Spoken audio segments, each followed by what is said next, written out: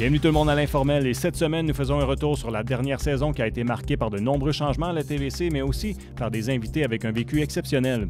On en profite aussi pour souligner la part de Sylvain Caron à la TVC puisqu'il travaillera désormais à plein temps à la radio de Unique FM. Dernier épisode de l'Informel, 97e de la saison. On espérait se rendre à ça, malheureusement on ne l'a pas fait, mais on a été proche. On s'était comme donné comme objectif, ce serait le fun de faire ça à la fin de la saison, mais finalement ça n'a pas fonctionné. Mais ça a été une particularité, je trouve, cette année. Je ne sais pas si tu es d'accord avec moi, Sylvain. En fait, je sais que tu es d'accord avec moi, mais c'est particulier parce que on dirait qu'il y a un phénomène cette année que je trouvais, puis je sais pas, c'est peut-être la même tendance que tu vois dans je sais qu'on parlait pour les cinémas et ces choses-là, les gens ont tendance à moins sortir, là, puis on avait de la difficulté cette année à faire venir le monde en studio. On dirait que le monde sont comme pas habitués de reprendre ce rôle-là. Il y a du monde qui ont de la pénurie de personnel, nous on a de la pénurie d'invités. Hein. Oui, ça a été toute une saison assez rocambolesque. On est parti en septembre, puis disons qu'il y a plein de choses qui sont passées au niveau ici à l'interne. Et puis ça a fait en sorte que, justement, on a dû se débrouiller. Encore de la COVID, on en parlait encore au mois de septembre. Il y a eu des confinements partiels et compagnie. Ça a été... on commençait à se dire, OK, bon, là, on va pouvoir recommencer à faire des trucs en studio. Puis là, ça marche plus. Puis là, au printemps, c'était particulier parce qu'au Québec, c'était une des places où on avait le plus de restrictions puis de mesures. Alors que là, on voyait partout ailleurs, il y en avait moins. Puis on se disait, OK, mais quand est-ce que nous autres, on peut reprendre le beat? Puis ça a été dur, ça a patience à tout le monde, je pense. Puis c'est ça. Puis juste l'habitude de revenir. Puis c'est drôle parce que je disais là-dessus, j'ouvre une grosse parenthèse, mais parce que je suis allé au cinéma voir le dernier film de Top Gun, puis il disait que c'est le film qui a ramené le public au-delà de 40 ans à dire, OK, revenez en salle, là, c'est correct. Puis ça, c'est un phénomène à travers toute l'Amérique, tu sais. Fait que tu vois que c'est pas encore repris le rôle tout à fait normal pour tout le monde. J'ai été dans un gala l'autre jour pour la radio Unique FM et puis justement les gens savaient comme pas trop est-ce qu'on donne la main, est-ce qu'on donne pas la main. Il y en a qui sont à l'aise, il y en a qui sont pas à l'aise, il y en a qui avaient des masques, la majorité avait pas de masque, mais il y en avait beaucoup qui avaient des masques, ceux qui sont comme plus officiels si tu veux, comme quand on parle au gouvernement et compagnie, il y en avait il y avait des masques et compagnie, mais c'était vraiment spécial de voir pratiquement le malaise des gens à dire hey, je ne sais pas comment apprendre la personne. Est-ce que. Puis là, à un moment donné, c'est un sujet que ça a été sur toutes les lèvres pendant assez longtemps.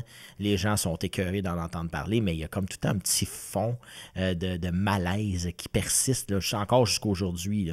Ça commence à s'en aller, le monde commence à revenir tranquillement. Mais c'est tellement plus difficile qu'on pensait, justement, de faire des événements comme ça. Il faut tout le temps penser, COVID, y a-tu quelqu'un qui va faire un coup d'éclat, justement, puis...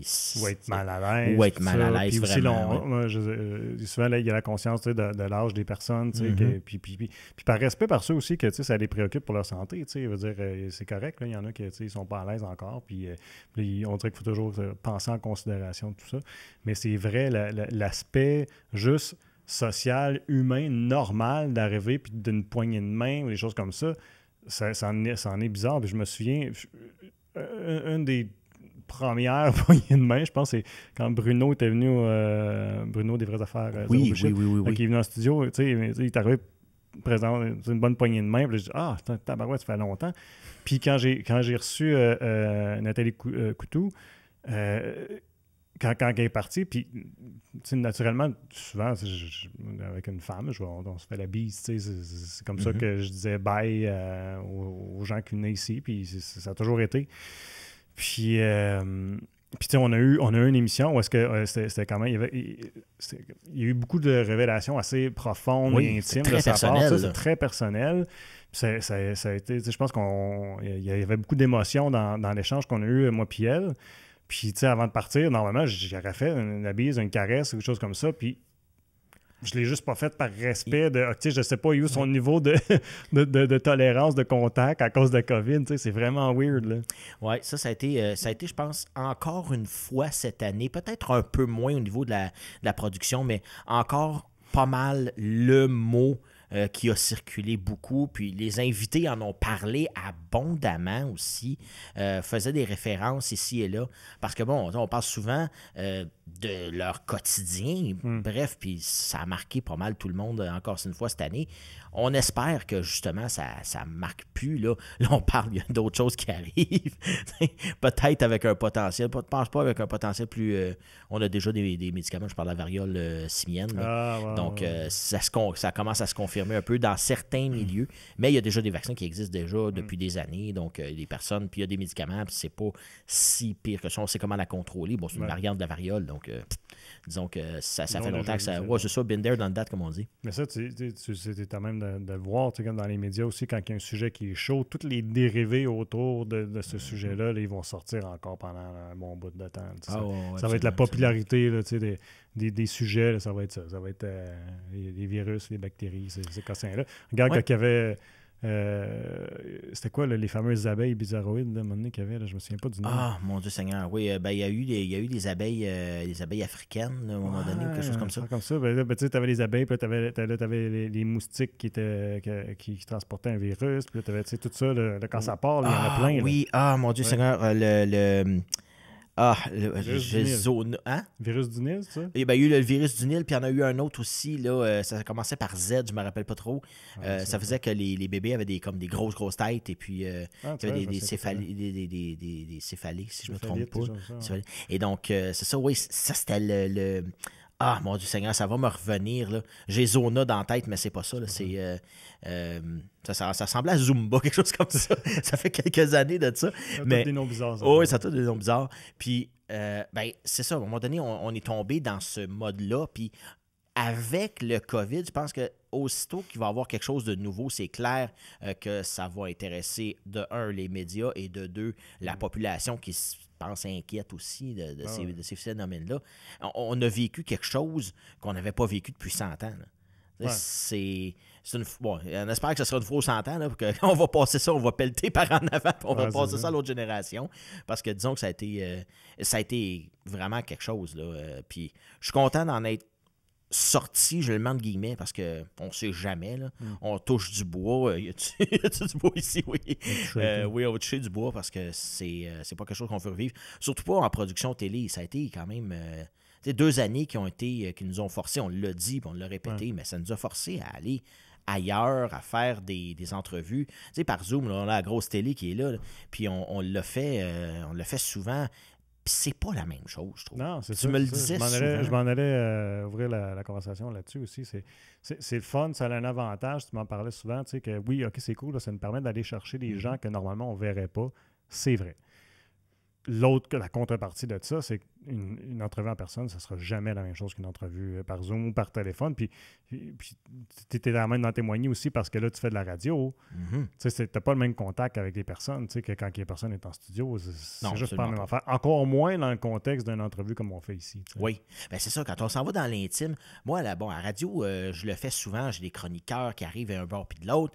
Mais à la radio, c'est un petit peu plus simple. Tandis que quand c'est à la télé, il y a l'émotion que ça transmet d'un visage à l'autre, d'une communication qu'on n'a pas nécessairement. Surtout quand on s'en va dans l'intime, je pense pas que, exemple donné, Nathalie t'aurait parlé de sujets comme ça via Zoom. Non, je suis sûr que non. C'est vraiment l'interaction des deux qui a fait en sorte que justement ça se dévoile et les gens se sont dévoilés. Je prends un exemple, Michel Picard. On a parlé pendant 1h15, puis ça a sonné comme tellement naturel. Ouais, et puis, tu sais, quand je pense à lui, puis je pense un peu à la méthode. Puis j'écoutais, juste avant de tourner l'émission, j'écoutais un reportage qui avait fait une émission. Et puis, il disait, moi, j'utilise la méthode Larry King. Puis on est parti à rire parce qu'on utilise pas mal la même méthode. C'est de trouver une bonne question, la question de départ, la première. Après ça, tu laisses parler ton invité, puis tu prends de ce qu'il t'a dit. Là, tu vas aller rechercher des éléments que toi, tu veux parler, parce que l'invité va t'amener en quelque part. Puis souvent, ce qui est le fun, c'est que avec une entrevue très, très formatée, c'est toi qui sais où tu t'en vas. Tu n'as pas de découverte en tant qu'animateur, en tant qu'intervieweur.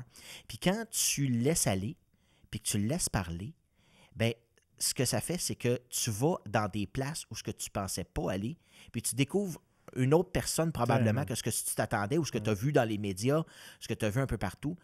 tu vois une autre personne, je pense à un autre, Maxime Pedneau-Jobin. Écoute, ça, c'était... Il m'a amené dans des places où ce que je pensais pas qu'il irait. Ouais.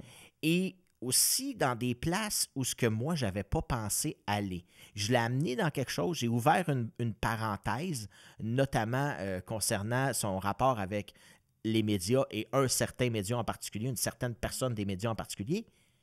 Je pense qu'on peut le dire. Là, tout le monde sait qu'on parle de Roch Cholette. Effectivement. Là. Moi, je j'ai pas nommé le nom parce que je voulais justement pas non, mais ça a été public. Ça a été public. Oui, ça a été public, effectivement. Parce que Maxime, pour ceux, je suis sûr que tout le monde s'en souvient, là, il avait boycotté 104.7, ou du moins, je pense qu'il avait boycotté juste cette émission-là. Roch Cholette. Et ça qu'il m'a dit. Moi, je pensais qu'il avait boycotté le 104.7 au complet, mais non, il m'a dit, non, j'ai pas boycotté une station, j'ai boycotté une personne. Ouais. Parce qu'elle est aux autres émissions. Sauf pour celle-là, parce que, bon, pour ses raisons à lui, pour le traitement qu'il avait eu, et puis qu'est-ce qu'il pensait probablement de de la personne, de l'animateur en tant que tel. Puis, c'est bizarre, moi, je pensais pas qu'il était pour faire une montée de lait, littéralement. Ah, il s'est vidé le cœur. Disons que ça a été, s'est vidé le cœur. Puis d'ailleurs, il n'a pas fait beaucoup d'entrevues après celle-là, s'il en a fait, en tout cas... Ben, du moins, pas de la même façon que nous autres, on l'a fait. Non. Tu l'as fait, où est-ce qu'on a parlé, faire un retour sur... Parce que je pense qu'il fait quelque chose là, à la radio. Là. J'ai vu qu'il y avait il fait des chroniques, mais c'est des chroniques pour parler de politique, mettons, et non pas qui sont vécues. L'expérience de maire en tant que tel, comment un maire fait pour, dans certaines circonstances. Ouais. D'ailleurs, même, je l'ai contacté récemment pour parler d'inondation, puis il m'a dit gentiment, non, je ne ferai pas d'entrevue sur ce sujet-là. Ouais. Donc, il essaie, j'imagine, de ne pas jouer aux belles-mères, là, finalement. Wow. Là, de dire, moi, j'aurais fait ça comme ça ou comme ça ou comme ça. C'est correct. Puis, c'est correct. À un moment donné, les belles-mères, on n'en veut pas en politique. Ça fait un peu revanchard, si je me trompe. Oui, puis il y a beaucoup, quand ça arrive, les opinions sont très partagées après. Oui, c'est ça. Donc, aujourd'hui, avec les médias sociaux, il faut en prendre compte aussi là, de l'opinion que la personne peut avoir. Ben, surtout que on ne sait pas ce qu'il va faire, mais s'il veut faire d'autres politiques plus tard ou quelque chose comme ça, qui est moins dans le public, tu fais attention un peu à ce que tu fais. Mais quand tu as rencontré Roch, t'as-tu parlé à l'inverse de cette situation-là avec Maxime? Je pense que oui. Si je ne me trompe pas, là, ça fait un bout. Là. Ben, je n'étais pas là quand tu l'as enregistré, je me posais la question. Là. On l'a abordé, mais peut-être pas autant. On a parlé plus de la ville de Gatineau, non pas peut-être pas de la personne en tant que Maxime Pedneau-Jobin. Ouais. Mais disons qu'il y avait une opinion assez tranchée contre la ville de Gatineau. Et puis, c'était bizarre de voir justement à posteriori, après, parce que moi, je dis tout le temps, puis je l'avais dit, je pense à Mathieu Lacombe même, je dis quand est-ce qu'un politicien devient bon, c'est pas compliqué, c'est quand il lâche la politique. Là, il a le droit de parler. Là, il peut te parler. Puis d'ailleurs, c'est pour ça qu'on n'en fait pas de politicien. C'est qu'il est bon en entrevue. Oui, c'est ça. Là. Quand est-ce qu'un politicien devient bon à parler de politique, c'est quand il lâche. Parce que là, il peut vraiment dire les choses. Quand il n'est plus affilié à un parti au complet, quand il est vraiment libre de dire ce qu'il veut, là, il y a des choses qui sortent. Puis là, c'est bon. Là, on a du croustillant, puis on a quelque chose de vraiment à l'interne. J'aime ça aller voir aussi à l'interne. Comment un politicien va penser. Je te ramène une vieille entrevue avec, comment tu l'appelles, donc Norm Macmillan. Oui. Et puis avec Norm, tu avais parlé de comment l'autoroute 50 s'était créée. Et puis finalement, il dit, ben regarde, on n'a pas fait l'autoroute comme on voulait la faire parce qu'on manquait de budget. Mais ça, puis c'est un peu déchirant. Le premier ministre vient de voir et dit, regarde, on a la moitié du budget possible. Voici ce qu'on a. Voici ce qu'on a, fait avec. C'est soit ça, c'est ça ou c'est rien. Tu l'as pas vendu, fait qu'à un moment donné, tu n'as pas le choix. Il y a des décisions déchirantes qu'il faut prendre en politique. On en a pris des décisions déchirantes.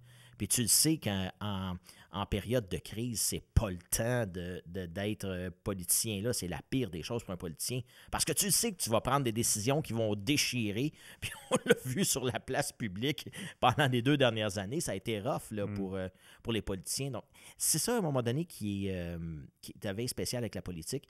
C'est que, puis qui devient intéressant, c'est de voir après qu'est-ce qui s'est passé dans le bureau.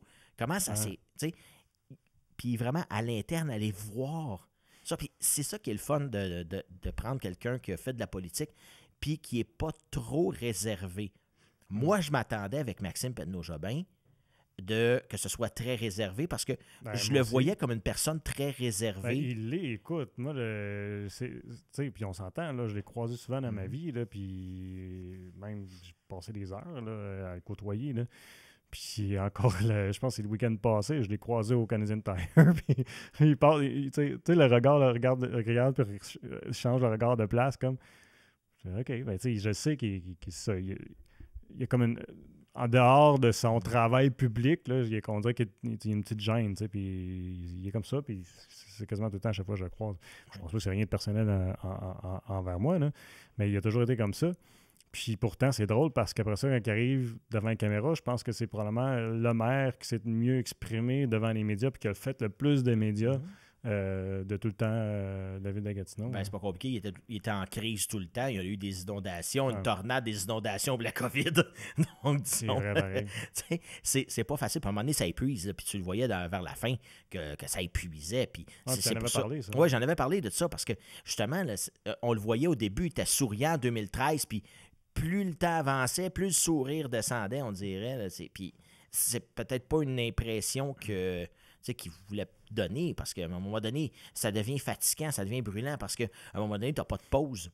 Déjà qu'en politique, tu n'as jamais de pause. Là, quand tu es tout le temps à gérer des crises une après l'autre, à un moment donné, ça devient ingérable. À un moment donné, ça doit devenir... tu te lèves le matin, tu te dis, bon, encore quelle tuile qui va me tomber sur la tête. Il y a plein de choses comme ça qui se sont passées. Puis c'est ça que j'ai aimé avec l'informel, aller voir vraiment dans le profond. Là. Comme disait Sonia Benezra, ça vient de mon fond. Ben, on en a eu pas mal du monde comme ça, là, qui venait de leur fond. Tu sais, je pense à ton entrevue que tu avais fait, bon, t'en as fait mention avec Bruno Desormeaux, parler de crypto-monnaie et de compagnie. Hey, vous avez ratissé large, là. C'était le fun comme entrevue. C'était le fun. Pour être fun, c'était le fun. Puis aussi, lui, c'est tout l'inverse de, mettons, exemple, quand on parlait de Maxime, c'est qu'il n'y a pas, il y a aucune réserve. Là. Il dit tout dans ce qu'il pense. T'sais. Puis moi, j'ai beaucoup d'appréciation. Moi, j'apprécie beaucoup les gens qui sont capables de dire ce qu'ils pensent parce que c'est... Tu sais, aujourd'hui, tu effleuré ça. Il faut tout le temps que tu fasses tellement attention à ce que tu dis parce que tout devient public en claquant les doigts avec les médias sociaux. Puis lui, ben, tu sais, il est bien à l'aise, puis j'apprécie beaucoup ça, puis c'est le fun après ça quand tu reçois quelqu'un en entrevue comme ça, parce qu'il est généreux dans l'entrevue, puis là, c'est le fun, tu sais, il en sort du stock. Mais la crypto, là, wow, hey, c'est un sujet complexe. J'ai vraiment l'air d'un newbie qui connaît rien, là, quand je l'écoutais, puis quand on en parlait, là, mais... Même chose pour moi. Ben, c'est ça, il y en a plein de monde qui sont comme ça, ouais, ben. Fait que, tu sais, c'est une nouvelle affaire, tout ça, puis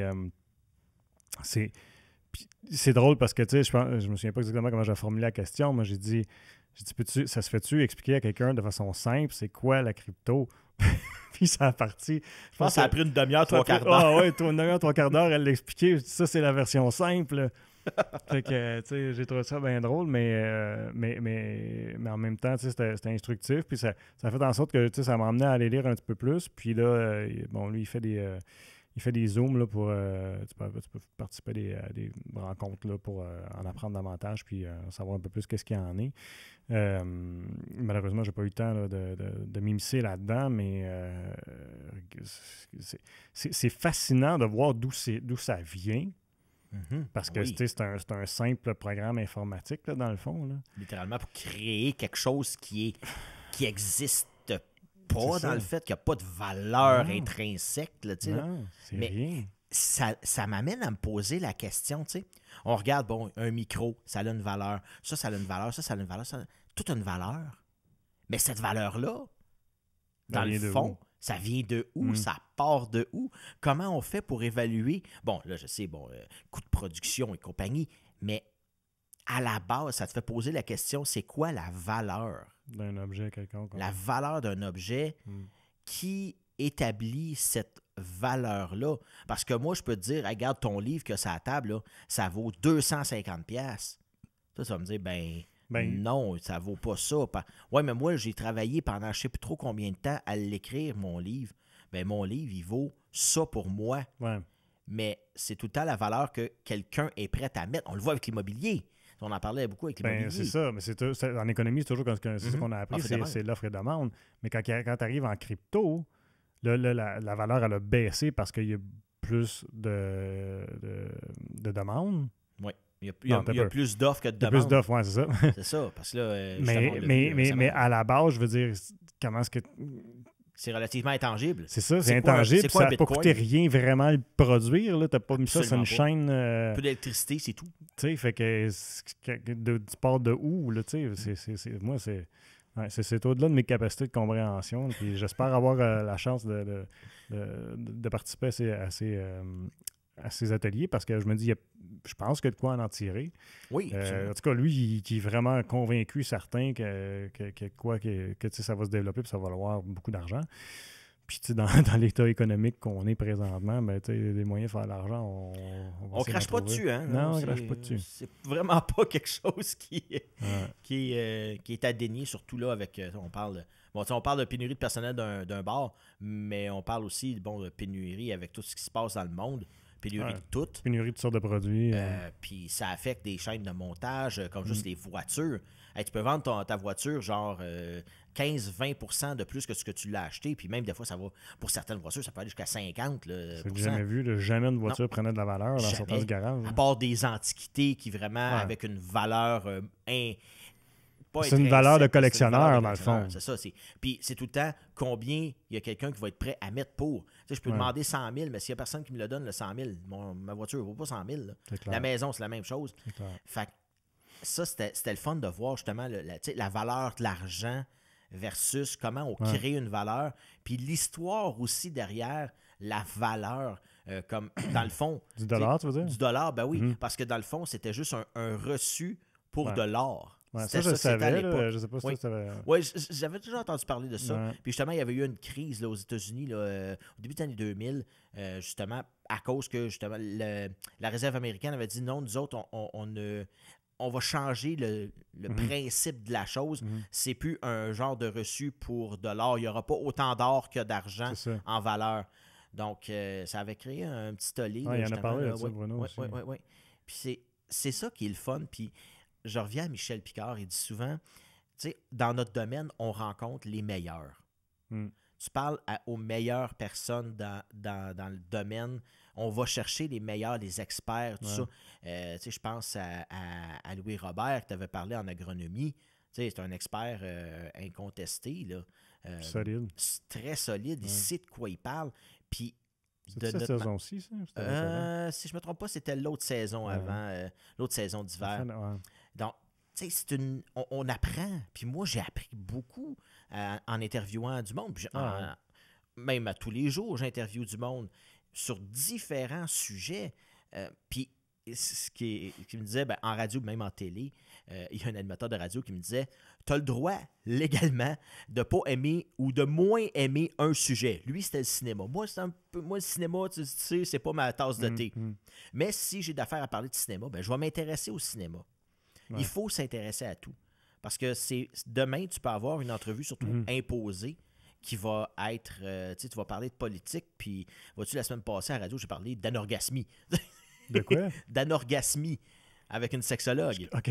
C'est les gens qui sont pas capables de... Tu sais, fait que ça va d'un bord comme de l'autre. J'étais là, je vois, j'entends le mot orgasme là-dedans. C'est quoi, anorgasmie? Ça veut dire des gens qui sont pas capables d'avoir d'orgasme. Il y a des gens qui sont pas capables d'avoir d'orgasme. Puis il y a des traitements à faire pour ça au niveau psychologique, sexologique. Mais c'est ça, là, on peut parler de n'importe quel sujet. Puis même ici, on en a parlé. Là, j'ai des sujets en tête. Tu sais, comme exemple donné, Francis Langevin. Petit bonhomme de 16 ans. Ça, c'était capoté. Puis le pire, c'est que de la manière, puis souvent, de la manière qu'on connaît les gens, c'est bizarre parce que j'ai connu ce jeune-là, pratiquement tout de suite après que je sois arrivé à Gatineau, dans les premiers mois que je suis arrivé à Gatineau. Okay. Mais je le connaissais déjà avant parce qu'il avait participé à une série à Canal Vie qui s'appelait Dévisagé, que j'avais écouté religieusement. C'est sur les Grands Brûlés. Okay. Et puis le pire, c'est que quand j'ai croisé du regard à la télé sa mère, puis je l'écoutais parler, mon amie Céline, puis je disais, mon Dieu Seigneur, j'aimerais ça rencontrer cette femme-là. Je ne savais pas où elle était, je ne savais pas qu'est-ce qu'elle faisait dans la vie, je ne savais pas d'où elle venait. Mais j'ai dit, puis je me souviens, j'ai dit à ma copine du temps, j'aimerais ça rencontrer cette femme-là pour y jaser. Il me semble que ça ferait une bonne entrevue. Puis même le jeune, à l'époque, ça. Puis, à un moment donné, je suis assis dans un bar ici à Buckingham, ou à Alexandra, pour ne pas le nommer. Et puis, je suis en train de chanter du karaoké. Et puis, je vois une personne qui est le chum de cette femme-là. Et puis, il faudrait que j'aille parler à ce gars-là. Il me semble qu'il a l'air cool. Il a l'air le fun à parler. Il est vraiment, vraiment un théâtral, un peu. Okay. Je commence à jaser avec. Puis là, sa blonde vient s'asseoir avec nous autres. On a jasé pendant 2 heures. Puis encore là, c'est de mes amis. Je suis allé à leur mariage récemment. Puis quand j'ai croisé le jeune, je me suis mis à y parler. Tranquillement, pas vite. Il avait 14 ans à l'époque. Et puis là, je me suis dit, il me semble qu'il fait une bonne entrevue, mais pas là. Pas là. Puis l'été passé, je me suis assis avec lors d'un party et puis j'y ai dit, on a jasé, on a fait l'entrevue, bref. Sans qu'il sache, j'ai fait l'entrevue avec lui. Okay. Puis là, je l'ai rappelé, puis je dis là, il me semble que tu es prêt. Puis ça a donné une méchante belle entrevue. On a eu des commentaires, en tout cas. Ah oui, j'ai eu des commentaires sur cette entrevue-là. Même lui aussi en a eu de son côté, parce qu'il a partagé et compagnie. C'est ça la force du partage aussi qu'on a. On l'a vu avec ces entrevues-là. Puis il y en a beaucoup d'autres aussi qui ont des entrevues. Là. Mais là, je suis curieux, parce que quand tu as rencontré, c'est son père, tu as rencontré. C'est son beau-père. Son beau-père, OK. Oui. Mais là, quand c'est fait le déclic, dire c'est elle lui qui était à dit. l'émission de Canal Vie que j'avais vu. Parce que j'ai demandé, je me semble que je t'ai déjà vu en quelque part, je sais pas où, mais je t'ai déjà vu en quelque part. Puis c'est là qu'elle m'a dit, est-ce que tu as vu la série des Visagers? Je fais comme, là, j'ai lu le déclic, je suis comme, oui! Mais là, j'ai fait bon, comme, hey, c'est bizarre, tu sais, j'ai lancé ça dans l'univers comme ça. Ouais. J'étais à Natashquan à l'époque. Imagine. Et puis, j'aimerais ça rencontrer cette femme-là. Puis, justement, ça m'a mis sur mon chemin. Puis, j'ai appris beaucoup avec ce jeune-là. De voir la force de résilience de ce petit jeune-là de 16 ans. Puis que là, bon, il a gagné des bourses aussi pour la persévérance scolaire. Il a gagné quand même 10 000 $. Donc, c'est vraiment intéressant là, pour lui. Là. Ah, c'est spécial. On pourra continuer de jaser de nos expériences à l'informel puis de la saison. Je vais juste prendre quelques secondes. Comme à l'habitude, dire merci à tout le monde qui nous écoutait via ma TV ou Outaouais. Je vous rappelle qu'on pouvait nous écouter avec des entrevues intégrales là, sur notre chaîne YouTube. Et aussi, on est toujours disponible sous format de podcast sur Spotify, SoundCloud et Apple Podcasts. Toujours un plaisir de vous avoir avec nous autres. Je vous invite à nous suivre là, au cours de l'été. On va repasser en reprise des émissions si vous n'avez manqué. Puis aussi, on va être de retour à l'automne pour une autre programmation là, bien remplie à la TVC Bastillev. Un gros merci d'avoir été à l'écoute. Mais ouais, c'est pété ça. Comment est-ce que ça. Tu lances de quoi de même? Il y a plein de monde ça, qui me raconte des histoires de même, qui lancent de quoi de même, là, un souhait, quelque chose qu'ils voudraient vivre. Puis, oh, j'entends plus mon son. Est-ce que Alex, tu m'as coupé? Check 1, 2, 1, 2. Ah, moi je l'entends. Ok, c'est bon. Je sais pas, Alex m'a pas parlé. J'espère qu'il continue à enregistrer. Tu continues à enregistrer, là, Alex? Ça, j'ai comme fait une conclusion. C'était le premier segment, ça, le 30 minutes. Fait que nous autres, on continue pour l'intégrale.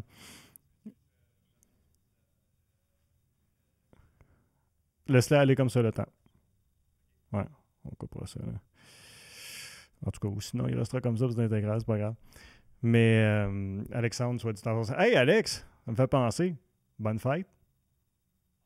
Oh, c'est sa fête. Oui, c'est sa fête aujourd'hui, c'est vrai, il m'a écrit ça. Ben, c'est ça, Alex, c'est notre technicien qui est en arrière aujourd'hui, parce que souvent, moi je réalise Sylvain anime, puis Sylvain anime, ouais, en tout cas, puis vice-versa.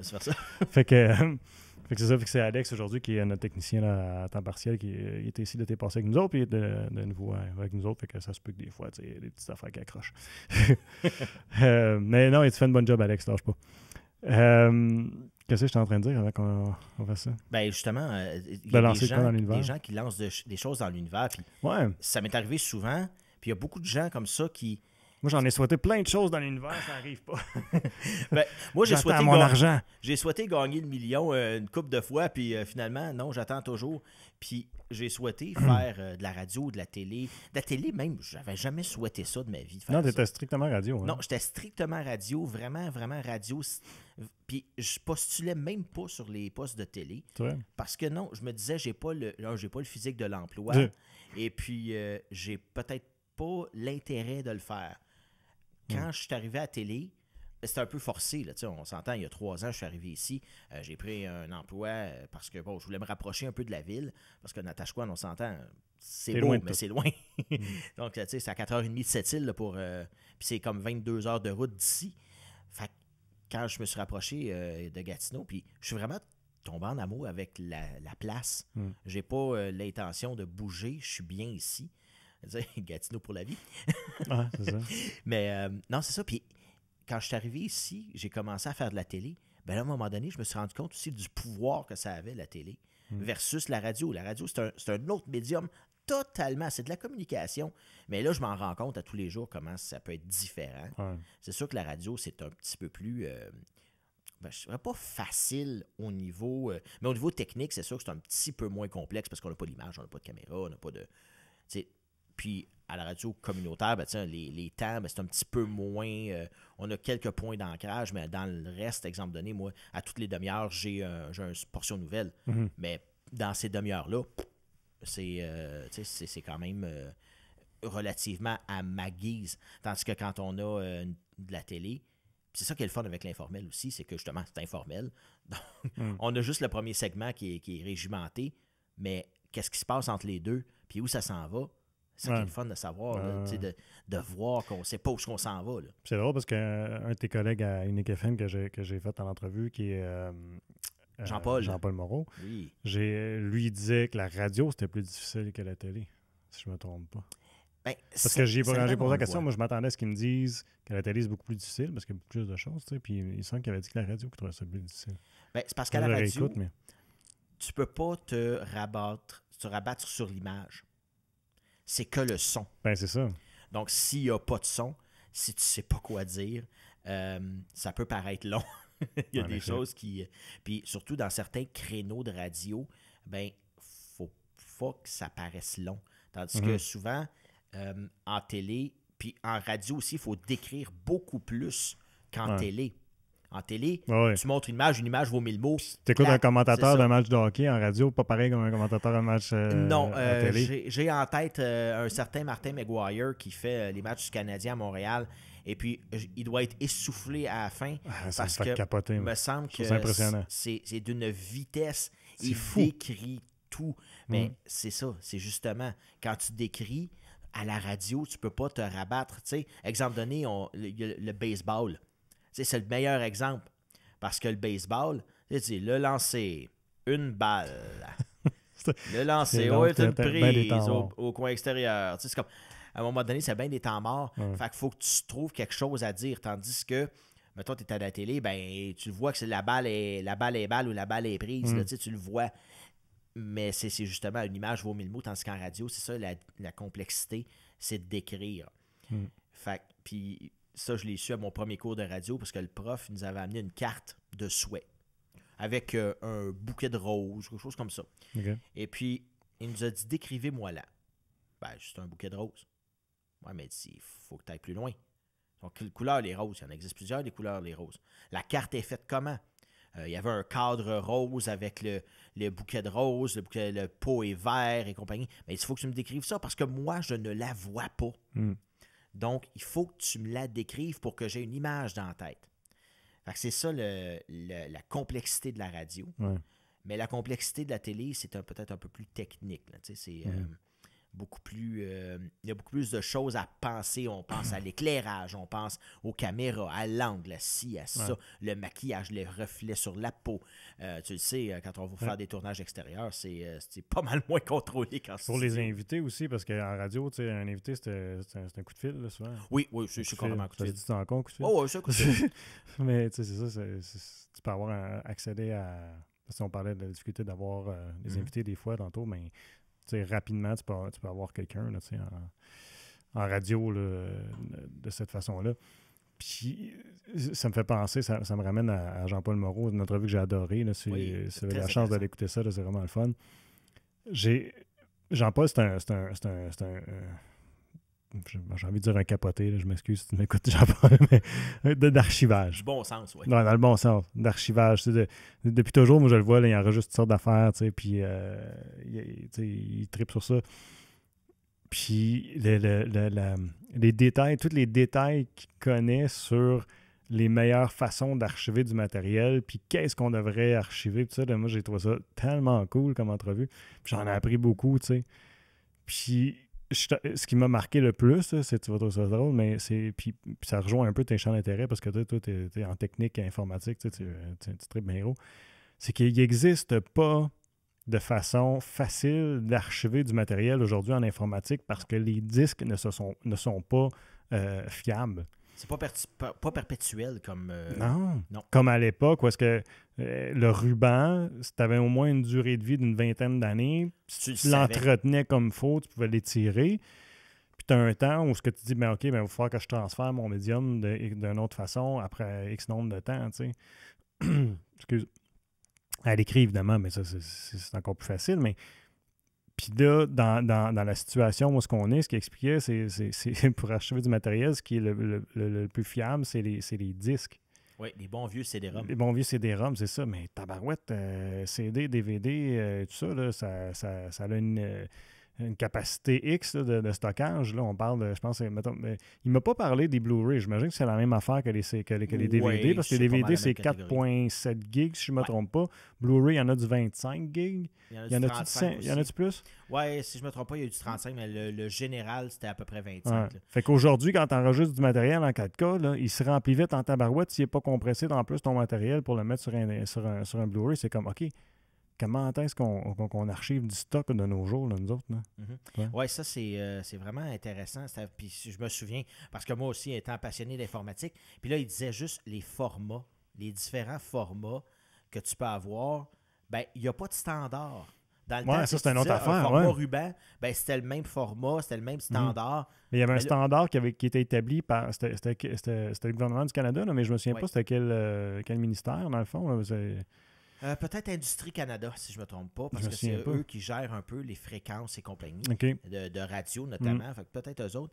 Mais, c'est quelque chose qui est tombé après avec l'avenue du numérique, comme OK, il n'y a plus rien.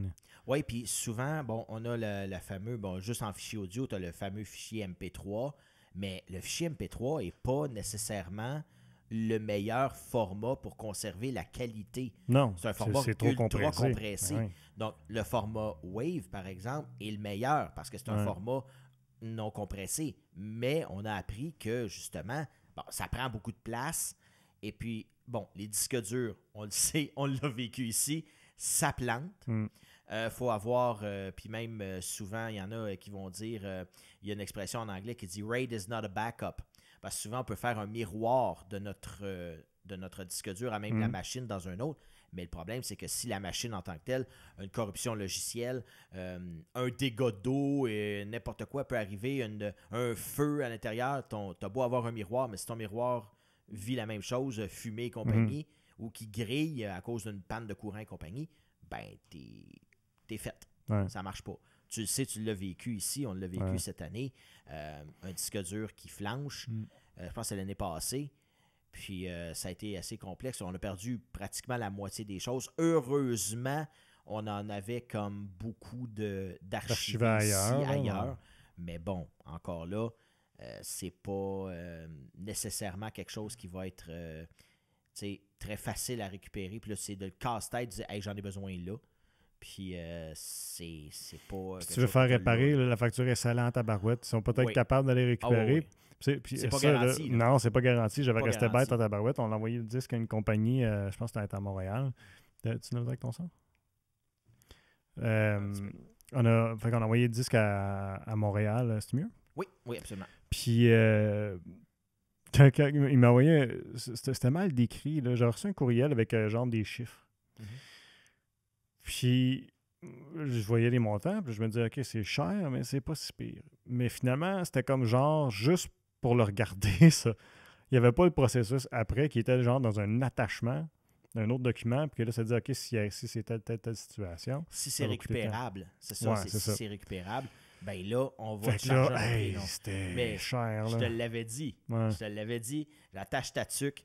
Et c'est le cas de dire attache ta tuque parce que c'est vraiment très cher quand on vient pour récupérer. Donc, c'est ça qu'il aurait fallu faire une copie de tout ailleurs. Puis souvent, on dit souvent de n'avoir une copie sur, exemple donné, un disque externe et une copie à l'externe.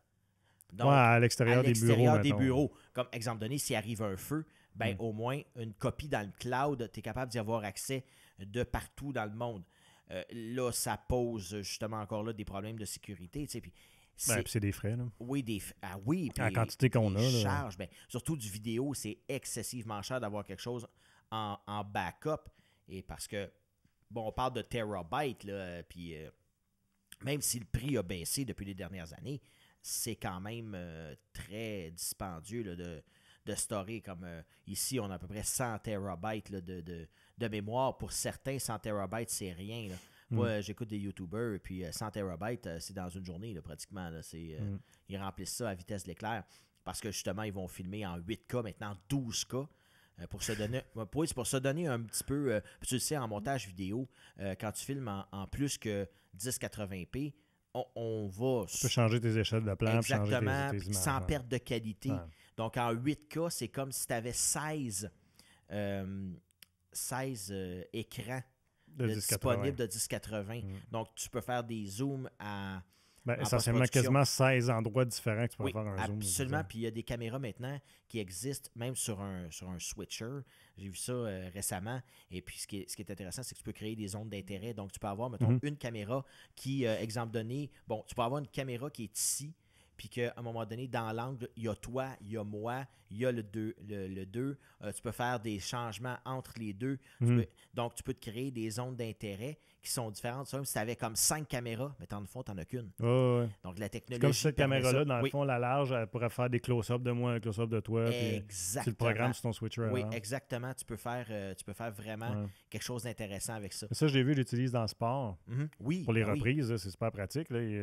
La shot est super large. Ils font OK, on va aller chercher. Mais juste ça, ils montraient comment ça se passait dans le camion de production je pense que c'était Fox. Oui, Fox Sports. Ouais. Oui, puis c'était un match de football. C'est comme OK, c'est lui qu'on veut. Ben, ouais, il va avoir la même affaire. Là. Puis c'était un touchscreen en plus. Il zoomait avec son touchscreen puis il choisissait touch. Il y avait sa shot rapprochée de lui. C'est rapide, puis c'est ce qui est le fun de voir dans ces camions-là, j'en ai écouté quelques vidéos là-dessus, c'est de voir le réalisateur, parce que là, tu as des réalisateurs, des assistants, parce que là, ça va tellement vite que justement, faut que tu sois sharp. Là. Et puis, souvent, exemple donné d'un match de football, tu sais comment ça va vite, un match de football de la NFL, eh bien, le réalisateur dit il y a 8 personnes pour les replays. Donc, 8 personnes qui regardent par exemple, 8, 10, 12, 15 caméras. Et puis là, ils disent « OK, c'est beau, je l'ai cette shot-là, j'ai besoin. » Ou le réalisateur dit « Va me chercher tel joueur. OK, c'est beau, je l'ai en replay. » Il va programmer le replay. « OK, c'est beau, je l'ai programmé. » Et après ça, ça s'en va en onde. Mais ça se fait dans le temps de l'éclair. Puis souvent, c'est ce que je disais, des fois, toi, tu vas le faire. Des fois, nous autres, on va faire une émission ici, puis on dit « Hey, il me semble que c'était pas meilleur.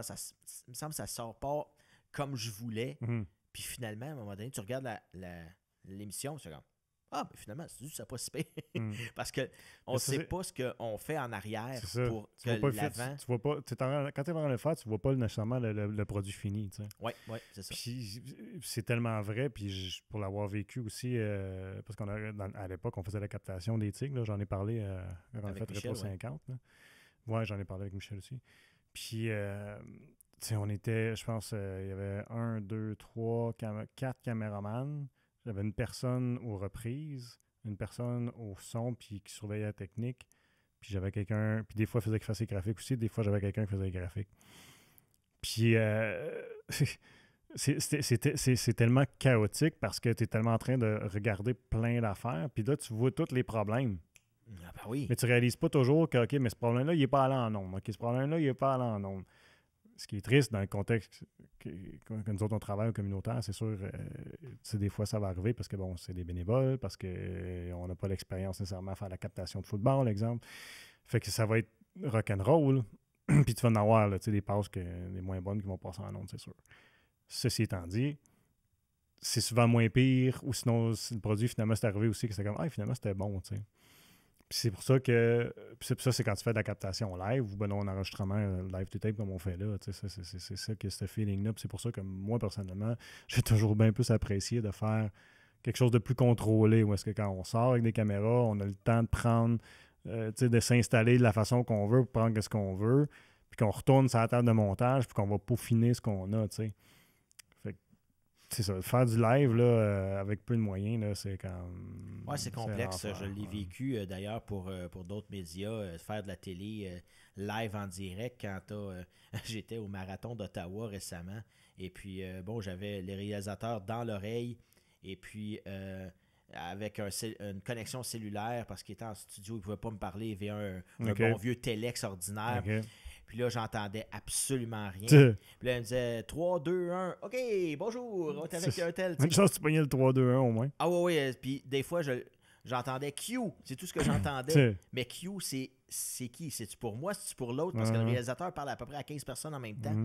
C'est ça la complexité de la chose, de la télé. Puis, comme je dis, quand tu fais du live, là, ben c'est là. Tu n'as pas le choix d'être hot. T'attends beaucoup quand tu fais du live, surtout du sport. Exemple donné, quand tu es reporter sur le terrain, ben t'attends la fin de la partie. Puis là, tu prends quelqu'un au vol qui vient de se donner au complet sur le exemple donné, après le marathon. Là, je ne sais pas si c'est 42,2 km. Il y en a qui sont fatigués à la fin. Il y en a qui croulent. J'ai été chanceux. Ceux que j'ai interviewés, notamment le gagnant, lui, il était reparti de l'autre bord. Oui, il aurait fait le 42 l'autre bord, puis il n'avait même pas l'air essoufflé. Puis, il est arrivé, il a pris le drapeau de son pays parce que bon, c'est la tradition. Puis il est allé comme 1500 pieds l'autre bord, il est revenu à la course, il s'amusait, lui là, il était tout seul. Puis il était vraiment en avant des autres. Là. Vraiment, il avait pris une bonne distance. Et puis justement, il est arrivé, puis il avait du fun, lui là. Je fais comme. Puis là, moi, j'ai interviewé peut-être 5 minutes après, puis il avait même pas l'air essoufflé. C'est ça qui arrive. Puis. Surtout, là, tu as une traduction, un Éthiopien qui parlait, la langue d'Éthiopie, je ne sais pas c'est laquelle, mais il parlait dans sa langue, un traducteur, puis là, tu es en onde, tu attends la traduction. C'est toutes des choses comme ça qui arrivent, qui sont le fun en télé, pour faire, tu sais, qui sont plus... Une de production, pareil. Hein, oui, puis qui sont plus énervantes qu'à faire comme ici. Là, l'informel, ça te dit, on est smooth, on est easy, ça va bien. C'est des... Puis on fait des entrevues qui sont... pas formaté rien, tu n'as pas de temps précis à part comme ça pour la première section. Tu peux te laisser aller. Tandis que quand tu as 3 minutes, puis c'est go, go, go, go, go, tu as d'autres collègues qui arrivent, qui partent, des commentateurs de ci, de ça, puis toi, il faut que tu sois bon. Tu veux pas te répéter. À un moment donné, c'est ça qui est stressant. Si tu viens que... Ma question là-dedans, c'est toujours ça va être quoi les productions de l'avenir? Parce que je regarde encore... à peu près, je dirais 80% de ce que j'écoute, c'est sur YouTube. Là. Puis je vais regarder du monde qui font, exemple, chronique de film. Bon. Puis là, les plus complexes que je vois, ils ont peut-être 3 caméras, avec un gars à technique switch, probablement comme un OBS ou une affaire comme ça. Puis tu sais, je veux pas, les générations derrière nous autres, qui sont, je sais pas moi, 20-15 ans là, présentement. Là. Tes enfants. Bref. Ouais, de mes enfants plus vieux. Mes enfants, mes nièces, dans le fond. Ça va être quoi, les autres, leurs habitudes d'écoute? Ils vont-tu se tourner vers écouter un gros bulletin de nouvelles de Radio-Canada? Ils vont se contenter de dire, je vais écouter la petite clip de la nouvelle facile sur YouTube d'un podcaster. Je me souviens, je sais pas c'est qui m'a dit ça. J'ai entendu ça sur une entrevue de Radio Jeunesse, un jeune que je connais avec Félix Pilon, qui disait justement avec Patrice Roy. Puis il disait, mes enfants, mes propres enfants ne m'écoutent même pas. Tu vois? Et puis dans la vingtaine. Imagine. Donc, il dit, ils m'écoutent, mais sur leur cellulaire, des petits clips sélectionnés qu'on va mettre sur les réseaux sociaux. C'est de l'information qui est vite, qui est... mais comme le réseau de l'information... Excuse. Puis de l'autre côté, là, tu regardes ça, puis il y a des gens qui vont se taper des podcasts de 4 heures. Ouais, mais ça, ils vont l'écouter. Ils vont faire autre chose en même temps. C'est ça qui est la formule. C'est pour ça que, tant qu'à moi, là, parce que quelqu'un qui écoute informel, allons-y gros avec Joe Rogan, là, ils vont... Tu t'assois pas vraiment pour regarder la face à Joe pendant les 2 heures. Là. Non. C'est surtout tu vas l'écouter quand tu prends la route, puis ça. Je pense que Puis vraiment, là, c'est mon opinion, puis j'en ai aucune idée là, dans la réalité, mais mon impression, c'est la raison pour laquelle des podcasts, ça fonctionne, c'est parce que les gens vont s'entraîner, ils écoutent un podcast, ils vont jogger, ils écoutent un podcast, ils prennent la radio, ils écoutent un podcast, qui est la même chose que la radio. Absolument. Essentiellement, c'est une autre formule, la radio, mais c'est pour ça que, tu sais, à un moment donné, dont la fameuse chanson, le Video Kill the Radio Star. Oui. Mais la réalité, c'est que c'est pas ça qui est arrivé. La vidéo n'a pas tué la radio. Au contraire. Puis si la radio a vécu, tant qu'à moi, C'est à cause de monde en voiture. Le monde qui se promène et qui écoute quelque chose. Absolument. Ça vient de là. Dans mon cours, il y a 20 ans, on a dit que dans les années 50, ben, c'est ça qui a sauvé quand la télévision est arrivée dans les années 50. C'est l'aspect que, parce qu'à l'époque, les radios n'étaient pas dans toutes les voitures, c'était des options. Un peu comme le deuxième miroir, mais c'était une option. Ah, c'est drôle, ça. Puis souvent, ça a causé la même chose que le Bluetooth, que les cellulaires quand c'est arrivé. Ça va causer de la distraction en voiture. Bon, s'il y a des accidents, bon, changer le poste de radio. Mais aujourd'hui, bon, avec les contrôles au volant, ça va bien. Là. Mais c'est ça, c'est... Puis la radio a été sauvée par les automobiles dans les années 50-60. Et puis là, c'est revenu. Puis c'est drôle parce que tu m'amènes là, il y a une personne qui m'a posé la question du genre... est-ce que, selon toi, la radio reprend du galon? Ah. Et puis, j'ai dit, j'ai le même feeling que la radio reprend du galon, justement à cause de l'effet podcast. Okay. Et là, les radios ont commencé à faire leur du podcast. Absolument. Ouais. Puis, je pense que c'est l'avenir de certains. Bon, comme, vois-tu, à Unique FM, on en a un sur les sénateurs d'Ottawa, qui s'appelle La Brigade. Okay. Ils font ça une fois ou 2 semaines. Mais c'est drôle. Ils parlent des sénateurs d'Ottawa. Parce que moi, je pense que la formule podcast, ce qui a attiré les gens, c'est d'arriver dans un concept un peu comme ici, où est-ce qu'il y a X nombre de personnes qui s'assoient et qui discutent d'un sujet. Parce que le monde aime ça jaser, on le fait tout. Là. On invite des amis à souper, qu'est-ce qu'on fait? On jase avec eux autres autour de la table. C'est de tout et de rien, ça part de tout et de rien. Puis c'est un peu ça que les podcasts font. Excuse. Puis j'écoute, exemple, un podcast, j'oublie le nom parce que je ne sais pas bon les noms, mais à Radio-Canada, il en faisait un, puis j'écoutais, puis c'est super bon ce qu'il fait, mais essentiellement, c'est une émission de radio qu'il fait. Absolument. C'est pas différent de ce qui se faisait avant. Ils ont juste dit, ils ont juste changé de nom. Ça, on va l'appeler podcast. C'est juste que souvent, il n'y a pas de publicité. Oui, c'est direct. Ininterrompu. C'est direct. S'il n'y a pas de publicité, il n'y a pas de chanson. C'est vraiment de la radio, parler à Oui, mais ça me fait penser à ce que, en tout cas, ce que j'écoutais, moi, c'était exact. C'était comme les grands reportages radio, là. Oui, absolument. C'était la même affaire. Oui. C'était la même affaire. Sauf que la formule est différente parce que c'est une conversation. Tu sais, on va prendre un grand reportage radio, tu as quelqu'un qui explique quelque chose, après ça, il y a une cote. C'est un peu journalistique comme approche. Tandis que le podcast, lui, va être un peu plus conversation, un peu comme on fait là. Okay. Mais celui auquel je fais référence, c'était même pas ça. C'était vraiment un reportage radio, puis il appelait ça le podcast de je sais pas quoi, je me souviens plus.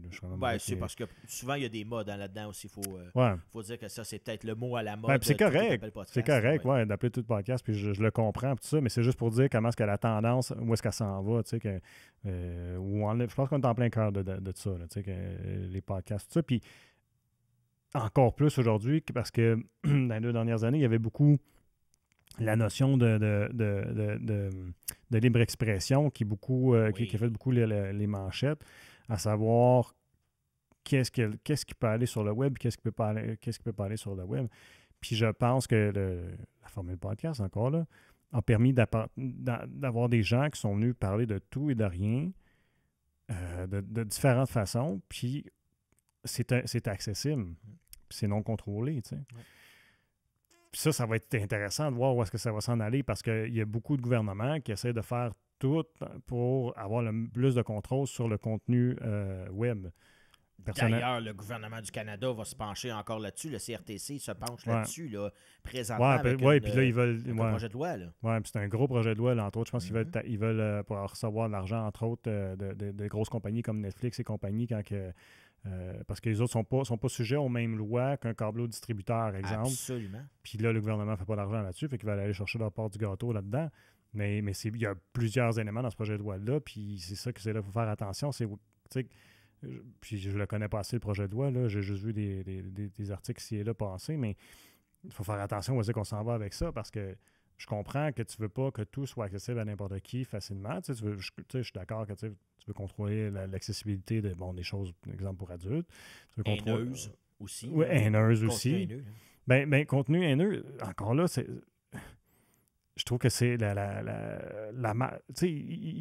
zone grise là, est mince en tabarouette. Là. Qu'est-ce que tu permets, qu'est-ce que tu permets pas? Parce que il y en a plein de monde là, qui vont haïr toutes sortes d'affaires et qui vont dire toutes sortes de choses. Puis je pense que jusqu'à une certaine limite, tu as le droit. Ouais.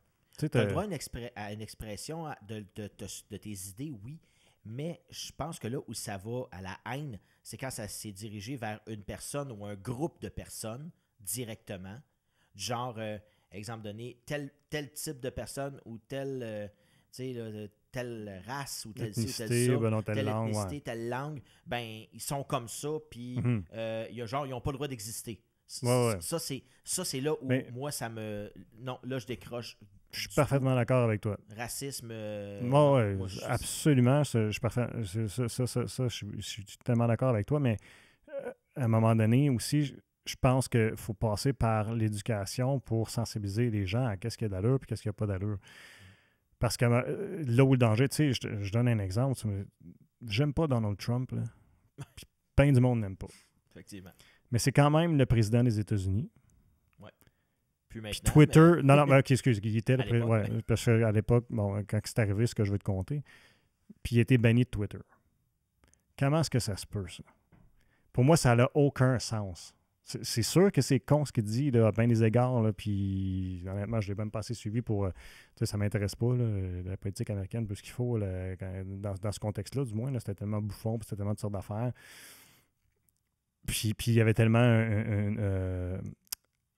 deux clans là, aux États-Unis, les pros et les contre Trump. Puis, je trouvais qu'à un moment donné, c'était plus du spectacle que d'autres choses. Fait que ça m'intéressait pas. Mais reste que... Tu comprends? C'est où est-ce que tu t'arrêtes là-dedans à un moment donné? Quand est-ce que ça va. Quand est-ce que tu as le droit de dire de faire quelque chose puis pas faire quelque chose? Parce que tu peux trop influencer facilement aussi l'opinion publique à bien des égards. Puis, tu sais, qu'on l'aime ou qu'on l'aime pas, les Américains, s'ils l'aiment, ils ont voté pour. Ils ont voté pour.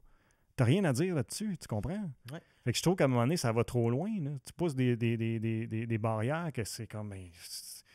tu peux pas faire ça, là. Ben non, tu as parlé de Patrice Roy, là. Oui, absolument. C'est lui qui avait interviewé Raoult, docteur Didier Raoult, puis qu'il s'est fait taper ses doigts, puis que, il me semble que c'est lui. C'est Stéphane Bureau, si je ne me trompe pas. Oui, c'est Stéphane Bureau. Je pense que c'est Roy. Non, c'est Stéphane Bureau parce qu'il a quitté d'ailleurs Radio-Canada. Oui, c'est Stéphane Bureau. Et puis, c'est une entrevue qu'il avait fait, si je ne me trompe pas, à la radio. Oui, c'était radio. Je sais que c'était radio. C'était Stéphane Bureau. Et puis, justement, il a quitté parce que il s'était fait un peu sermonner, puis il a fait comme, ben non, regarde-moi, il a droit à son opinion. C'est peut-être pas l'opinion que les gens de Radio-Canada vont défendre, mais c'est son opinion à lui et ça avait été spécifié que c'est son opinion à lui et non pas... souvent, bon, dans les débuts d'émissions de télé, on le voit souvent, les choses exprimées par les personnes ne sont pas ceux de la chaîne, de la station.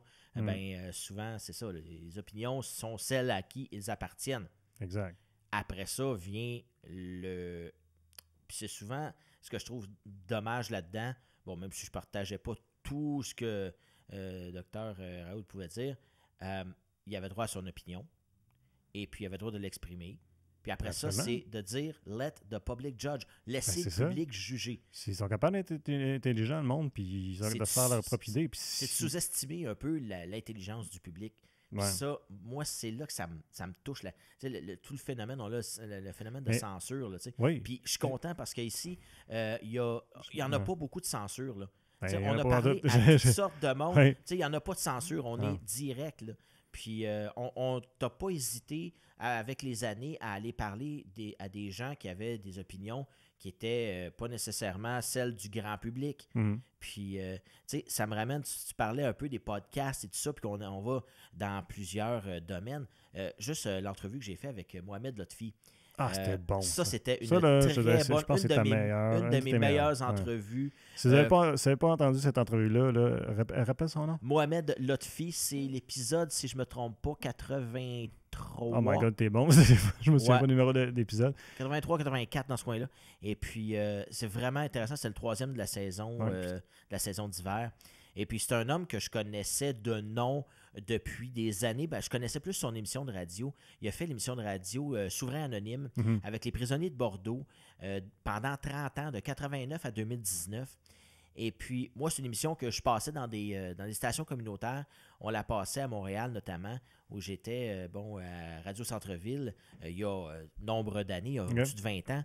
Et puis, c'est pas mal la première station dans laquelle j'ai œuvré là, en tant que bénévole. Et puis, j'ai j'ai eu la chance justement d'entendre quelques émissions. Au début, je ne comprenais pas trop le concept, mais quand il me l'a expliqué, puis quand j'ai vu aussi des reportages, il y a eu des reportages qui ont été faits sur, d'ailleurs, un site souverain anonyme, si je ne me trompe pas, c'est .com, et puis c'est un site vraiment où on peut se trouver, là, principalement, lui, il ne fait qu'archiver, parce qu'il les a mis sur ruban, sur disque et compagnie avec les années, puis là, il les archive et puis les montre.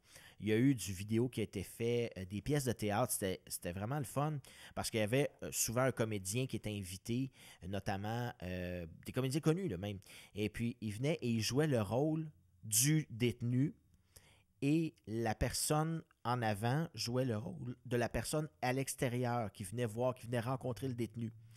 Et puis qui disait, ben, tu sais, la personne qui jouait le détenu disait, ah, moi je suis pas bon, je suis ça, blablabla. Puis là, non, tu as des options, tu peux faire ci, tu peux faire ça. Et puis son but à lui, c'était justement de montrer aux gens qu'il hey, y a une vie à l'extérieur, puis vous n'êtes pas des détenus à vie. Parce que souvent, ce qu'il disait, c'est que le taux de récidive, même on le voit là, dans les statistiques, le taux de récidive est quand même assez haut parce que les gens, les détenus n'ont peut-être pas nécessairement la notion que ben il y a quelque chose d'autre, je peux faire quelque chose. Ouais. Parce qu'on retombe souvent dans nos vieux patterns. Exemple donné, on le voit, bon, il a justement, il a été désincarcéré telle date, puis 2 mois après, 3 mois après, ben il est allé voir les mêmes personnes qui n'avaient pas le droit de voir selon ses conditions de remise en liberté. Et puis, ben bon, on l'a arrêté, bris de conditions et compagnie, il y en a plein de bris de conditions. Donc, lui, il est allé chercher l'artiste en ces détenus-là. Et puis, il y en a eu, en 30 ans, il me disait autour de 25 000 personnes qui sont passées au micro. Wow. Et bon, la plupart, il y en a un, d'ailleurs, qui a dit, le gars, en sortant, il a dit, vous ne me reverrez plus jamais ici. Puis c'est un gars, si je ne me trompe pas, lui, ce qu'il avait demandé, c'était que Céline Dion lui chante « L'amour existe encore ». Ah oui, je me souviens. Et puis, le gars, il a dit en sortant, ça, c'était la plus belle journée de ma vie. Et puis, ceux qui pensent ici que moi, je vais revenir, là, parce qu'il était libéré. Il faut préciser, Céline est allée, si je me trompe. Oui, Céline est allée, il a chanté. Il a chanté 3 tunes. Puis le gars, il dit, c'est la plus belle journée de ma vie. Puis il dit, ceux qui pensent ici que je vais revenir, là, ben, je ne reviendrai pas. Je vais changer ma vie. Puis à ce jour, il me disait, on ne l'a jamais revu. On n'a jamais eu de nouvelles comme quoi ce gars-là était retourné en prison. Fait que ça marche. Il y a des choses qui fonctionnent. Puis c'est ça que j'aime, d'aller chercher ces entrevues-là. Puis ça, c'est une entrevue, tu sais, on disait, bon, j'avais quelques questions en tête, j'avais fait un peu de recherche, mais on n'en fait pas beaucoup de recherches là, exhaustives, poussées pour en connaître pratiquement plus sur la personne que la personne en connaît sur elle-même. Il y en a qui vont pousser vraiment la chose à aller. Moi, j'aime mieux dire, parle-moi de toi. Parle-moi de, puis ce que tu vis. Découvrir on the spot, là. Puis l'émerveillement qu'on peut avoir à découvrir des personnes, tu sais, puis tu dis, puis souvent, c'est les entrevues, tu dis, ah, celle-là, je sais pas, je la file un peu moins. Puis au départ, si Mohamed l'entend, mais tu sais, j'étais comme un peu, puis tu te souviens, j'étais un peu genre, hey, où est-ce que je m'en vais avec ça? Où est-ce que je m'en vais? J'ai mes questions de départ, ça, j'ai mes questions j'ai mes sujets que je vais aborder, mais je sais pas trop. J'ai pas eu le temps de voir, c'est 30 ans quand même, là. On s'entend, j'ai pas eu le temps de voir tout ce qui avait été fait. Je comprends le concept au départ, mais après ça, puis il m'a parlé de lui, il m'a parlé de comment il est arrivé ici, des anecdotes qu'il y avait. Puis ça, j'aime ça. Moi, j'aime les anecdotes drôles, j'aime l'histoire des gens en tant que tel. J'aime l'histoire avec un grand H, mais j'aime l'histoire, la petite histoire de chaque personne qui arrive, puis des choses qui sont arrivées. Il me dit, moi, j'arrive ici, il arrive du Maroc, puis il dit, genre le 29 janvier, quelque chose comme ça, en pleine tempête de neige à Québec, début des années 80. Disons que le choc culturel a été assez grand. Puis il dit, j'arrive, je pense, je me suis rendu à l'université qui était comme à 3 minutes de marche d'habitude, et je pense qu'il me suis planté 2 fois. Fait ça, c'est le genre de voir, puis cette personne-là, justement, a embrassé le Québec vraiment d'une manière. Puis il l'embrasse littéralement tous les jours, sa femme est québécoise. Donc, c'est des gens comme ça qu'on rencontre sur le hasard, le total hasard. un autre, Maxime de Wild. Je ne sais pas si tu te souviens de lui. Oui. Premier épisode. Ah, tu l'avais vu en show, je pense, quelque part. Je l'ai vu en show parce que, bon, il faut dire, la petite histoire, c'est que ma belle-fille, la fille de ma conjointe, est chanteuse. Elle étudie en chant à l'Université à Montréal. Et puis, elle avait un show à faire ici dans le coin parce qu'elle était dans le coin. Bon. Et puis, il y était 4-5 artistes locaux. Et puis, lui commence. Elle était censée de commencer, mais finalement, bon, de raisons techniques, la présentatrice a présenté le deuxième avant le premier. Et puis, justement, il commence à chanter. Puis je fais comme, il est donc ben bon. Il y a du bagou, il y a de l'expérience, il faut dire, il est un petit peu plus vieux, là, une quarantaine d'années, à peu près de notre âge. Il a 40 ans? S'il n'y a pas 40 ans, il est proche. Il est en fin trentaine. Je donnais tellement plus jeune que ça. Oui, puis il y a le faciès, c'est très, très jeune aussi, faut dire. Et puis, il n'a pas l'air de ça. Puis, il y a tellement de bagou. Il chantait ses chansons, puis il avait l'air heureux, puis ça. Puis, on the side, je disais, hey, ça ferait un bon invité. Je m'en vais lui jaser, comme ça. Genre, je me présente, Sylvain Caron, j'anime une émission à TVC Bastillev, j'explique un peu le concept. Puis, hey, ça serait le fun, ça serait intéressant. Et je veux lancer mon EP, puis il l'a lancé d'ailleurs, là. Puis c'est drôle, je l'ai fait tourner aujourd'hui, sa chanson. Okay. Et puis, c'est ça, il voulait lancer son EP, tout ça, mais là, il commence à m'expliquer son histoire, pourquoi il est dans le Pontiac, il est à Fort-Coulonge. Il est parti de Montréal. Puis encore là, un hasard. C'est lui, sa conjointe est réalisatrice film, documentaire et compagnie. Et puis avec sa conjointe, il a fait une réalisation, un film, un documentaire pour la MRC de Pontiac, justement sur l'histoire du Pontiac, okay. Les usines et compagnie qui avaient fermé et compagnie, tout l'ère industrielle du Pontiac et compagnie. Très intéressant comme documentaire. Et puis, on a tombé en amour avec une maison qui était sous le coup d'un avis de démolition. Puis on l'a rénové au complet avec les surprises que ça a pu. Okay, il m'a dit même à ça. Il dit, je vais refaire, le ferais-tu? Puis pas sûr. Pas sûr. Puis sa chanson, C'est quand, c'est la chanson que j'ai entendue en premier, puis j'ai fait, oh wow, vraiment. Il dit, c'est quand, coudon, c'est quand qu'on grandit? Disons, coudon, c'est quand qu'on vient grand? Parce qu'il dit, coudon, j'ai jamais rien fait. J'ai jamais eu une job depuis plus que 2 mois. J'ai fait de la télé, des BD, des films, de l'électronique. Là, je veux faire un EP. Là, c'est quand même vraiment. Puis c'était sa vie, littéralement, qui chantait.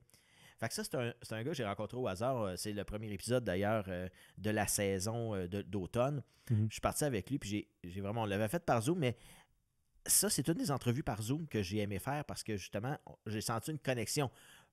Probablement parce que je l'avais déjà rencontré de visu. On s'est jasé pendant une quinzaine de minutes. Ça l'aide, c'est vrai. Ça aide beaucoup. Ça aide beaucoup. Fait que là, après ça, tu as déjà une connexion avec soit un artiste, soit la personnalité que tu t'interviews. C'est juste parce que, bon, les circonstances, il est à Fort-Coulonge, je ne ferai pas 2 heures de char pour venir faire 1 heure de télé. Là, Puis depuis ce temps-là, c'est drôle parce que je l'ai vu à beaucoup de tribunes. Radio-Canada, notamment, a fait un reportage sur lui. Et puis, il a passé dans des radios ici et là. Puis il nommait les radios qui jouent ses chansons, puis il y en a au moins une quinzaine. Okay. Donc, puis c'est parti. Il était pratiquement pas connu quand je l'ai interviewé. Puis c'est ça qui est le fun. Je peux aller chercher des gens que je connaissais pas. Puis découvrir quand il me dit hey, j'ai rénové une maison, j'ai fait ça dans le Pontiac en plus. Ouais. Fait que j'ai fait comme c'est ultra, c'est local de l'Outaouais, mais c'est vraiment un parcours atypique. Là. Quelqu'un va partir de la ville. T'sais, souvent, ils vont partir du Pontiac pour aller à Montréal et non pas le contraire. C'est drôle parce qu'avec sa conjointe qui est réalisatrice puis lui qui est en musique, s'il y a bien une place que tu devrais travailler, c'est dans Montréal et non pas ici. Et non pas ici. Mais vois-tu, bon, elle avait de la famille ici dans le coin, dans le coin de Fort-Coulonge. Donc, elle connaissait la région. Elle, lui, un peu moins parce qu'il est natif de Montréal. Mais quand il est arrivé ici, il a fait comme « Wow, je tombe en amour avec la région. » Et puis, j'y reste. Puis, il reste... jusqu'à aujourd'hui, là, de tout le temps dans la même maison, puis il prévoit pas, d'après moi, il ne prévoit pas déménager. Là. C'est son projet, c'est sa maison. Il y a eu une petite fille récemment. Et puis, il me disait encore là, père, c'était pas. on le prend comme on le prend jour après jour finalement là, fait que ça fait beaucoup de choses pour lui dans une même année là. Un EP, finir de rénover une maison, le bébé, c'est quelque chose de voir ces gens-là, puis c'est quelque chose de voir comment les gens peuvent, a posteriori tu regardes ça, puis hey, j'en ai donc bien fait moi. Tu regardes ça avec un peu de recul, en prenant un break, tu fais hey, mon Dieu Seigneur, j'en ai donc bien fait cette année, moi. Puis cette année, moi, c'est ça que je suis en train de faire, le recul, là, en parlant. Là, j'en ai donc bien fait cette année. Il me semble que en dedans de quoi, 6 mois, depuis le début de l'année. Je suis rendu morning man à la radio à tous les jours. Je me lève à 4h15 du matin, qui n'était pas mon profil. Là. Je te dis que me lever de bonne heure, c'était pas ma tasse de thé, mais j'ai appris à le faire, puis justement avec le monde. Moi, c'est ça que j'aime le monde. Puis c'est ce qui m'a un peu downé un peu de justement toute la COVID. Pour un être qui est très social comme moi, ben, tu sais... Moi, je suis introverti. Oui. Puis, tu sais, moi, je suis tanné de pas voir du monde. Fait que si tu peux imaginer quelqu'un qui est extraverti, c'est comme... tu sais, des 5 à 7, puis ci, puis ça, puis... bon, j'en ai fait tellement, des 5 à 7. Ne serait-ce que pour la job. Pour la job. Quand tu étais journaliste, c'est comme ça que tu as fait tes contacts. C'est en sortant pendant des événements comme ça. Là. Oui, puis ce qui est le fun avec ces événements-là, quand tu es journaliste, c'est que tout le monde est là en même temps. Ouais. Tu sais, on a, aujourd'hui, même, on est vendredi, on enregistre l'émission. Et puis, il y a Audrey, notre directrice générale, qui est au golf, dans un tournoi de golf des Lions, si je me trompe pas. C'est des Lions, la Maison de la Famille. Maison de la Famille, c'est plus tard. Je pense que c'est des Lions. Ouais. Et puis, c'est là le temps de faire du PR en même temps sur le terrain de golf. Moi, je joue pas. J'ai déjà joué au golf, mais ça fait tellement longtemps. Puis avec mon dos, je suis pas sûr. C'est pour ça que j'ai dit non, je vais laisser aller Audrey, je n'irai pas jouer au golf. Mais à un moment donné, c'est ça. C'est des événements comme ça. Un 5 à 7. Je me souviens d'être allé à un 5 à 7 de Stéphane Lauzon. J'ai rencontré tous les maires de la petite nation qui étaient là tout en même temps, un après l'autre, puis un m'a présenté à l'autre, puis à l'autre, puis à l'autre, puis à l'autre, puis à l'autre. Ça m'a fait des contacts comme ça. Retour vers l'été a fait la même chose. Quand tu rencontres quelqu'un en short, en t-shirt, ça crée un lien nécessairement. Ouais, c'est moins c'est pas formel. C'est pas formel. C'est comme hey, salut, comment ça va? Tu rencontres un humain. Parce que bien qu'il y ait une fonction, que ce soit ministre, qu'il soit en base, là, en dessous, c'est un humain pareil. Oui, tout à fait. Puis si tu crées une connexion avec un humain, puis souvent, avec les journalistes, des fois, ils ont une crainte parce qu'ils vont OK, c'est quoi son style de journalisme? Ouais. Moi, je suis le Dominique Hachek, pour les plus vieux. Dominique Hachek du journalisme. J'ai pas de style. J'ai aucun style. En tout cas, puis on disait à l'époque de Hachek qu'il avait un style en n'ayant pas de style. Oh ouais. Son style, c'était pas de style. Mais j'ai pas de particularité. Moi, je veux parler à l'humain. Puis, lâche-moi ta cassette. Ouais, mais ça, c'est lâche-moi la cassette. Ouais. Puis, mais si tu fais de la nouvelle, ça va être dur de passer à côté de la cassette. C'est sûr. Clair, surtout quand il y a quelque chose qui va pas. Quand quelque chose qui va, ça va bien, la cassette elle détraque un peu. Mais quand il y a quelque chose qui va pas, puis là, tu lui mets le micro en dessous du nez. Mais souvent, c'est en le prenant à part. Puis j'ai tout le temps dit que le off the record m'a tout le temps plus apporté que le on the record. Pour le off the record, pour ceux qui connaissent pas l'expression, c'est genre pas en onde. Là, quand tu tournes pas. Quand tu tournes pas. Sur le côté, tu dis ouais, by the way. Quand un policier te dit ouais, by the way, là, ça veut dire OK, on est off. Tu peux pas utiliser ça en onde, tu peux pas aller en onde avec ça. Mais, jusqu'à une certaine limite, là, ça dépend de ce que tu veux brûler ou pas. Ouais. Mais quand tu fais ça, c'est justement là, ça te permet de comprendre ce qu'on appelle le big picture en arrière. Ouais, c'est ça. De comprendre ça donne du contexte. Ça, le contexte, oui. Puis là, tu fais comme ah oui, OK, c'est pour ça que tu réagis comme ça. Mais parce ça donne du contexte. Réaction tout le temps. Ça donne du contexte. Puis moi, je sais pas comment est-ce que tu le filmes, mais moi, quand c'est arrivé, des fois, là, on t'assit comme ça, puis on parle avant de faire une entrevue.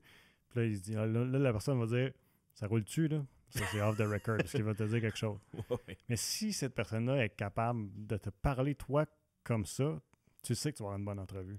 Ah oui, oui, absolument. Parce qu'elle te fait confiance. Oui. Puis elle va s'ouvrir. C'est d'établir la confiance avec des gens. Puis souvent, il y a des gens qui m'ont dit, Puis bon, j'en ai une en tête. Gabriel Côté-Lamoureux. Je ne sais pas si c'était toi qui réalisais cette chose-là. C'est pour Écoute agricole. Oui. Et puis, elle était hyper nerveuse. D'ailleurs, on a recommencé le début parce que elle a eu un moment où elle se dit regarde, je me sens pas à l'aise, tout ça comme ça. Puis moi, ce que je dis souvent, c'est que les gens ont tendance à regarder les caméras. Au début, oui. Là, tu regardes la caméra, comme là, je la regarde, la caméra, directement dedans. Puis, je ne sais pas qu'est-ce que c'est. C'est comme la lentille fait comme un genre d'effet d'œil. Comme si tu avais un œil qui te regardait. Tu sais, quelqu'un qui te fixe comme ça, là, vraiment, ça peut être intimidant. Bien, c'est la même chose. Parce que ce que je disais aux gens, donc, je dis, regarde-moi, moi. Oublie la caméra. La caméra, elle, va aller chercher son angle. C'est fait pour que... Les angles de caméra sont faits pour que, bon, quand je te regarde, j'ai mon profil ici, la caméra rentre là, puis elle va prendre mon profil.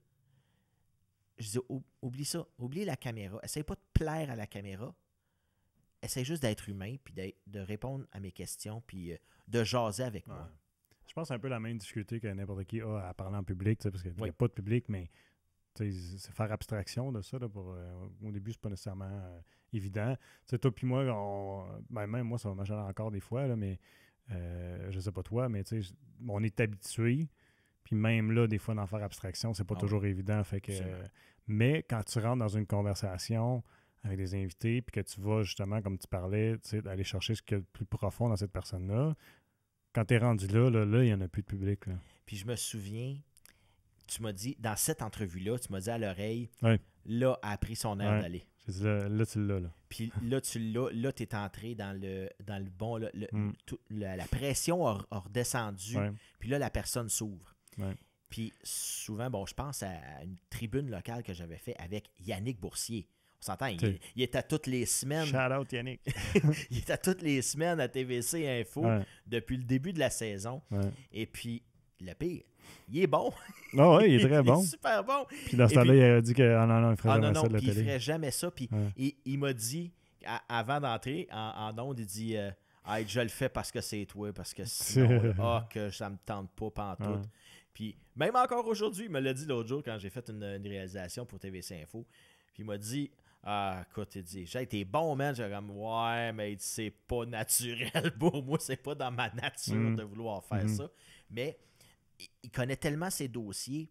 L'autre jour, il est arrivé, il était un petit peu dernière minute. Bon, il y avait eu plein d'affaires qui s'étaient passées, des nouvelles qui étaient sorties le matin. Il disait, écoute, je suis un peu dernière minute, mais je dis, pas de problème. Tu vas être bon parce que tu connais tellement tes dossiers. Il connaît ses dossiers à fond. À fond. Il n'est pas journaliste depuis 20 ans ou je sais pas quoi. 20 ans, oui, c'est ça. C'est 20 ans même. Il a commencé... Quand moi, j'ai fait l'entrevue avec lui, c'était en 2019. Il fêtait ses 20 ans. Okay. Donc, il est rendu à 23 présentement. Là. Et puis, 2019, 2020, en tout cas, il est au-dessus de 20 ans. Ça, c'est sûr, 20, 22 ans. D'ailleurs, c'est Yannick, tu me vois, mais puis il compte pas, je pense qu'il compte plus ces années-là.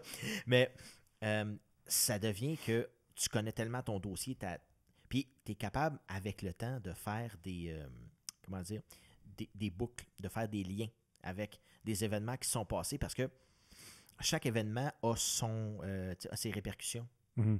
Puis là, tu peux voir justement le fameux big picture. C'est ça qui est le plus difficile quand je suis arrivé dans la région. Je ne connaissais pas toutes les petites histoires qui ont mené à la grosse histoire que là. Mm-hmm. Fait que là, tu essaies de couvrir une histoire, mais là, les personnes, là, il va falloir que tu m'expliques le contexte parce que. Puis souvent, les gens l'ont oublié le contexte. Fait que c'est le fun de le rappeler. Mm. Tu dis, OK, ça part d'où cette histoire? Mm-hmm. Pourquoi qu'on en est rendu? Oui, puis Yannick, il le fait souvent dans des dossiers. On est rendu dans un dossier, rappelons-nous que ça, c'est à partir de ça, il est arrivé ça, puis il est arrivé ça. Absolument. Qualité d'un bon journaliste, là. C'est ça, là. Tout à fait. Puis pour avoir travaillé avec lui pendant quelques mois, 8 mois, c'était... Et puis il me disait tout le temps, le diable est dans les détails. Puis c'est vrai, là, une virgule mal placée dans un article peut te causer bien des problèmes. Ah ouais. Et puis de la manière aussi dont tu abordes l'article, dont tu abordes même, comme nous autres ici, de la même manière que tu abordes une entrevue. Non, ici, à l'Informel, c'est le fun parce qu'on est relax. Mais quand tu as une entrevue plus politique, quand je me souviens à Tribune locale que je faisais, eh bien, tu sais, tu arrives devant la personne. Puis moi, la première personne, je regarde, j'ai encore l'image de Jeanne-Sophie. Charlotte, Jeanne-Sophie, si tu m'écoutes, eh bien, c'est je dis, moi, je veux Mathieu Lacombe. C'est le ministre, je veux Mathieu Lacombe. Mais moi, je sais pas vraiment c'est qui. Je sais pas son passé. Puis de voir la face à Jeanne-Sophie, genre, OK, est-ce que tu es sûr de ta shot? Sais-tu c'est qui? C'est un ministre, tout ça, ce qu'il a fait dans le passé, je ne sais pas vraiment. Elle dit, c'est le chef d'antenne de TVA, c'est un ancien journaliste, puis il a gagné des jeux de communication et compagnie, fait que attache ta tuque, là, c'est une bonne entrevue. Puis je me souviens, on prenait un break, puis Mathieu Lacombe m'avait dit... j'espère que je ne parais pas trop nerveux parce que c'est ma première grosse entrevue avec un ministre. Ah, tu vois, puis il m'a dit ça apparaît pas. OK, toi, tu as dit ça à Mathieu. Oui, j'ai dit ça à Mathieu. Puis j'ai dit c'est ma première entrevue avec un ministre, c'est la première de tribune locale. Et puis il m'a dit ça apparaît pas. Là, la pression est redescendue, là, on peut rentrer dans le sujet. Puis c'est drôle parce que je savais les questions qui s'en venaient. Et puis les questions étaient un peu plus. Pas litigieuses, mais pas loin. Là, Fait qu'il y avait des questions d'opinion là-dedans, puis je l'ai ramené dans quelques coins. Mais c'est ça l'art d'interviewer. Ouais. C'est d'aller chercher le meilleur de ton invité, puis de le découvrir en même temps. Puis je me souviens, j'avais eu une super bonne entrevue avec Mathieu Lacombe. Puis même avec Yannick. Puis même après le 25 minutes, il me dit c'est déjà fini, ça a passé vite. Moi, ça c'est mon pain. Ça c'est mon pain et mon beurre. Quand quelqu'un te dit écoute, ça a passé vite, j'ai eu du fun, puis on a jasé, puis du genre, je pensais pas, puis même Michel Picard m'avait dit, c'était naturel. Genre, c'est parce qu'on jase. Si toi, tu es naturel avec moi, si tu n'essayes pas de m'impressionner ou de faire quelque chose, ou de faire ton show, parce qu'il y en a que c'est ça devient aussitôt que la petite lumière rouge allume, le show part. Si t'es pas dans ce mood-là, ça va bien aller. On va faire quelque chose d'intéressant. Puis si t'es justement dans un mood où là, tu veux, soit c'est réfractaire, tu veux pas t'ouvrir, comme qu'est-ce que je fais ici, c'est un peu plus plate. Mais je pense pas, en tout cas de mémoire, moi en tout cas les émissions que j'ai faites, je me souviens pas d'avoir eu quelqu'un comme ça, qui était pas ouvert là, à parler. J'ai pas souvenir, moi non plus, que tu aies vécu ça. Puis toi non plus, d'ailleurs, je pense. La première saison, ça m'est arrivé une fois. Ah oui? Ouais. OK, je me souviens pas de celle-là. Je sais pas si t'étais-tu la première saison? Non, je pense pas, non. Okay. Non. J'ai pogné une entrevue parce que ça a été plus rough. Il fallait que je tire les verres du nez, puis je sais pas si c'est la personne qui était pas à l'aise. Je sais pas si c'était parce que c'est dans sa nature de pas parler beaucoup. Mais tu sais, il y a une chose que je remarque aussi de... c'est pas vrai, j'en ai deux, j'ai trouvé difficile. Oui. Mais difficile, on s'entend, là. C'est pas, je dis toujours, c'est pas de la chirurgie à cœur ouvert qu'on fait, là. C'était pas... Il n'y a personne de mort. C'est ça. Mais c'est ça. Il a fallu la travailler plus, puis tu fais comme après... C'est juste parce que tu sors de ton entrevue, puis tu fais... ou ta conversation, puis t'es pas satisfait, là, tu sais. Parce que, veux pas, on a envie que ce soit pertinent et intéressant pour les gens qui nous écoutent là, quand on parle, puis quand ça donne pas ce que tu veux. Mais ce que je réalise, c'est qu'il y a certaines personnes... Parce que ça, je l'ai dit tout le temps, là, je me répète là, pour toi, mais je le dis pour les gens qui nous écoutent, c'est que le plus gros de la job, c'est le choix de ton invité. C'est là qui est le plus gros. Oui. Une fois, quand ton choix est fait, là, puis tu as un bon choix, là, ça va être facile. Mais il y a des gens que, quand tu parles de leur sujet, de sujets qui sont personnels à leur vie, ou donc que ce soit, même si ça les passionne, là, pour eux autres, c'est tellement quelque chose de simple et naturel qu'ils ne voient pas l'intérêt de l'extérieur. Ils n'ont pas tendance à s'ouvrir, puis aller dans les détails, puis de parler des choses spécifiques au sujet qui les intéresse. Puis toi, comme personne curieuse... Ça va pour eux autres, là, c'est comme... c'est ça, oui. C'est juste ça, c'est pas intéressant. C'est ça, tu sais. Un peu comme la carte tantôt, tu disais, tu sais, c'est une carte avec des roses, tu sais. OK. Mais moi, j'ai le goût de l'entendre, cette carte-là. Je veux savoir c'est quoi l'histoire derrière cette carte-là, tu sais. Fait que c'est sûr qu'il faut aller chercher plus la personne dans ce sens-là, mais c'est ça. J'ai l'impression que c'est un peu ça. C'est comme... C'était, en tout cas, celle à laquelle je pense, la personne à qui je pense que c'était ça. Puis d'autres, c'est peut-être aussi de la gêne, tu sais, je sais pas, mais heureusement, c'est pas arrivé souvent. Puis c'est ce que... Je suis en train de travailler sur une promo, justement, là, de l'informel, puis que j'espère... Parce que même pour les entrevues qui ont été faites là, il y a longtemps, là, c'est encore pertinent, parce que souvent, c'est intemporel, puis tout ça. on a des bijoux d'entrevue des fois, là, ça me fait capoter. Là, je me dis, puis tu sais, heureusement, il y en a qui ont levé et qui ont beaucoup de views, mais il y en a d'autres que non, ou comme, que c'est moins que ce que je souhaiterais. Puis j'espère que les gens vont pouvoir les découvrir, mais on a une gamme d'invités là, vraiment là, écœurante des fois. Tu sais, une entrevue, quand on parlait d'aller dans des pas des coins fois, tout le temps. intimes, là, Oui. je me souviens de Stéphanie Saint-Jean, qui est une chanteuse. Écoute, ça Tout avait le monde la été... connaît, Bognian, Stéphanie. Ben oui, tout le monde la connaît, puis bon, elle est originaire d'ici. Puis quand elle est arrivée, puis... C'est La Voix qu'elle a fait? Oui, La Voix 2016. Et puis, quand elle est arrivée ici, là, je dis, OK, c'est une fille qui est d'une joie de vivre. Tu sais, là, tu l'entends, elle était tellement heureuse. Hey, salut, comment ça va? Elle est loud, là. Oui, elle est loud, elle est intense, puis c'est le fun, ça a l'air le fun de sa vie. Puis là, quand tu creuses à un moment donné, puis là, on s'est mis à creuser, puis à creuser, puis à creuser. Puis on a des expériences personnelles, moi et elle, qui sont vraiment, vraiment similaires. On s'est ramassés tous les deux dans une chambre d'hôpital. Même, écoute, j'en ai eu une émotion quand je me suis mis à parler de ça, parce que ça c'est vraiment quelque chose que je n'avais jamais vraiment dévoilé publiquement. Non, moi, je ne savais pas. Ça... Et puis, tu sais, que je m'étais ramassé là, parce que, bon, puis le pire, c'est que j'ai même pas honte de le dire. Puis, c'est ça qui m'a entraîné là-dedans aussi à lui en parler, parce que elle non plus n'a pas honte de le dire. Regarde, ça fait partie de mon vécu. Je me suis ramassé là, mais c'est justement, tu n'es pas tout seul. S'il y a des gens à la maison qui vivent ça, ben on n'est pas tout seul. Puis ça arrive à tout le monde. On n'est pas à l'abri de ça. Et puis, j'y avais demandé, après une tentative de suicide, eh bien, là, ils vont te mettre dans une chambre, tu n'as rien. Tu as zéro, tu as des draps, puis c'est à peine. Là, ils sont quasiment boltés après le lit là, pour pas que tu les prennes. Parce que, bon, c'est une chambre qui est dite de... sécurisée, genre après tentative. Et puis là, j'ai dit, bon, dans cette chambre-là, tu es tout seul. Souvent, c'est au sous-sol pour justement que tu puisses pas te pitcher en bas du, en bas du deuxième. Et puis, tu regardes en haut, puis là, tu te dis, OK, là, je suis seul avec moi-même. Puis là, est-ce que tu sais, moi, je suis pas vraiment croyant, pratiquant et compagnie. Il y a peut-être quelque chose, mais tu sais, je mets pas un nom en particulier. Moi, je l'appelle Bodé. J'ai Bodé en haut, là. Je dis là, t'as pas voulu de moi, là. C'est correct. Ça, je l'accepte. T'as pas voulu de moi, parfait, je recommencerai plus. Ben là, aide-moi. Aide-moi, là, parce que là, ça va pas bien. Puis depuis que j'ai fait ça, c'est drôle. Puis elle m'a dit, as-tu fait la même chose? Elle dit oui. Puis elle dit, mes grands-parents sont venus me voir, puis elle dit, on va prier le bon Dieu. Mais elle dit, bon Dieu, qu'est-ce que c'est ça, le bon Dieu? Tu sais, c'est comme, c'est quoi cette histoire-là de bon Dieu? Moi, c'était pas quelque chose qu'elle avait pensé, mais à un moment donné, tu penses, puis là, tu dis, hey, là, tu sais, on dit, aide-toi et le ciel t'aidera, là, ben c'est ça.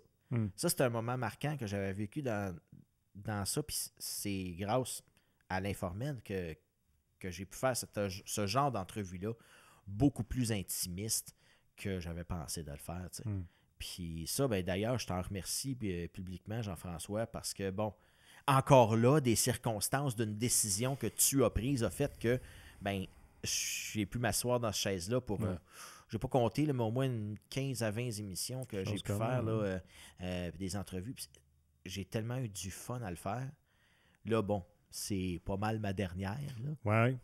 Parce que... Je voulais moi aussi en parler un petit peu, là, parce que, bon, tu vas quitter la TVC encore une fois. Ouais, c'est ça. Donc, je dis la dernière. À vie, je dis pas, parce qu'à un moment donné... On sait jamais. C'est clair et net que j'ai une affection pour la TVC, mais à un moment donné, l'horaire et puis la situation géographique, bon, avec tout le contexte actuel, j'ai plus le temps. J'ai juste plus de temps pour moi. Présentement, avec la radio, ici, c'est 60 heures semaine, plus le transport, je vais à Ottawa tous les matins. Fait que là, à un moment donné, il faut choisir des choses. Il faut choisir ses batailles. Puis, bon, je voulais expérimenter un peu plus la radio. Puis, bon, je déménage avec ma conjointe dans le coin d'Elmer. Géographiquement parlant, l'essence et compagnie, j'ai fait les calculs. Bon, finalement, bon, ça va se faire. Mais est-ce que je peux dire que c'est terminé à vie? Non, je ne penserais pas. peut-être que tu vas me réinviter dans un autre contexte. Parce que je pense que je suis le gars qui s'est assis ici le plus souvent. Soit en tant qu'invité, soit en tant que commentateur. Je pense que même comme invité, mettons, des shows comme ça. Quoi que c'est vrai que fois, moi, c'était moi qui t'ai invité quand j'étais directeur. Oui, c'est ça. Donc, on a fait 2 wrap-up. On a fait 2. C'est le deuxième wrap-up. Okay. Et puis là, c'est tout un wrap-up qu'on fait parce que justement, bon, c'est ça que je voulais faire aussi avec toi parce que là, on a un paquet de choses qu'on a vécues cette année aussi. Ça a été, comme je le disais, une année assez rocambolesque, autant à l'interne. Il y a eu des changements. Toi, tu es revenu technicien-réalisateur, passé de directeur à là. Puis là, ça a demandé des changements encore. On a eu d'autres personnes aussi. Ça a bougé pas mal. J'ai laissé le trouble à quelqu'un d'autre. Ouais, c'est ça. Puis Audrey se démène actuellement. Audrey travaille fort. Elle travaille très fort. Peut-être pas aujourd'hui sur le terrain de golf. Elle fait du PR. Malgré du PR, ça peut être intéressant aussi à faire. Ça peut être, mais c'était cool comment est-ce que c'est arrivé parce que tout a juste comme tombé comme ça. Tout a tombé à sa place en même temps. Pour mettre les gens en contexte, on avait reçu une demande d'entrevue d'un comédien, Marc Fournier, qui est dans la série. Oui, une bonne entrevue, ça aussi, j'ai vraiment apprécié. Puis c'est ça aussi, hein, dans l'informel, il y en a des entrevues que c'est plus léger. Là. Absolument. C'est plus léger, mais il y a tellement de contexte puis de viande à mettre autour que, dans le fond, comment je dirais, c'est pas une entrevue à la rapide du petit bloc culturel à un autre poste de radio ou de télé. Puis, c'est pas 2 minutes. Là. Ouais, c'est ça. On a le temps de s'approfondir. Fait que ça pour dire que moi, je pense que je venais de prendre le poste de direction, si je me trompe pas, ou je m'apprêtais à faire ça. Puis là, la demande, c'est ça, c'est pour ce comédien-là. Puis bon, il est dans la série District 31. Puis là, je dis, moi, j'écoute pas District 31. C'est pas moi la personne pour faire ça. Puis là, je dis, Sylvain, là, je savais comment tu tripais là-dessus, puis je sais tellement... J'en ai pas manqué une, jusqu'à la fin. C'est ça. Puis l'informel, je sais que c'est ton genre d'entrevue, tu es comme à 100 000 à l'heure, puis comme tu es à ta place là, dans cette chaise-là. Là. Fait que c'était cool par exemple que c'est arrivé, parce que ta première entrevue, c'était une superbe entrevue. Zoom, évidemment, là, parce que bon, Marc est à l'extérieur, puis aussi, on est dans le contexte de COVID.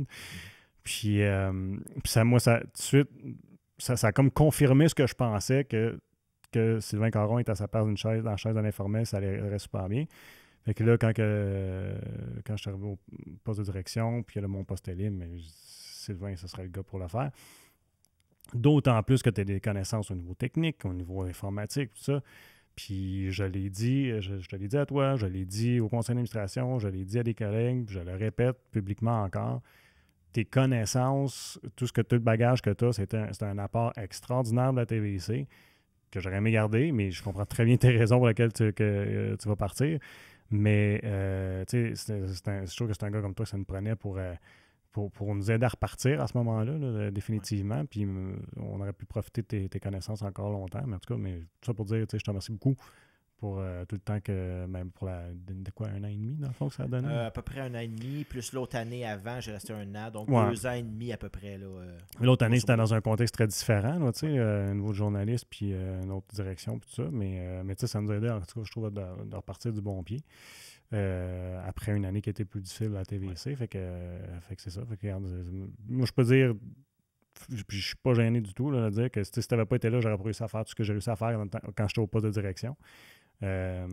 Puis c'est ça, fait que regarde, c'est vraiment génial. Je sais pas je sais pas quelle sorte d'année ça va donner l'année prochaine au niveau de l'informel, le nombre d'émissions que je vais pouvoir faire, tout ça, là, parce qu'on est encore en train de figurer comment est-ce qu'on va produire notre saison prochaine, mais ce que tu as apporté à l'informel, je trouve ça super, puis bravo. Ben merci beaucoup. Puis je trouve qu'on se complémente bien parce que nos invités se complémentaient bien, parce que bon, toi de ta vision de la chose, moi j'ai la mienne. On se marchait pas sur les pieds, je trouve. Ouais, puis, non, définitivement. On avait. Puis tu sais, toi, tu allais chercher des entrevues avec tes contacts à toi, puis ton expérience. Ça apportait une gamme d'invités super intéressante. Puis moi, de mon côté, mais ça m'a permis, en fait, quand j'étais directeur, j'avais pas beaucoup de temps. Là, fait que, ça m'a permis de respirer un peu, puis ça m'a permis de faire ça. Fait que, encore une fois, merci. Puis j'aurais aimé ça qu'on parle de Rétro 50 puis de dans la voûte, mais ça va se faire 1h30 qu'on roule, fait que si ça ne dérange pas, moi je rapperai ça là. Parfait, puis tu m'en réinviteras. Je veux regarde, on pourra le faire, je suis certain, puis tu sais, je vais pouvoir te réinviter pour parler de ce qui se passe après avec Unique, puis peu importe tout ce que ta carrière va t'amener. Hein. Dans les communications, on est toujours tout proche de tout le monde. Oui, comme j'ai dit, la mobilité, puis ça je le dis aux jeunes, la mobilité c'est la reine des choses, parce que bon, exemple donné, j'ai un journaliste qui s'en va là, à Rivière-du-Loup. S'il n'y a pas de voiture, là, je m'excuse, à Rivière-du-Loup, il va s'ennuyer de sa mère. T'sais.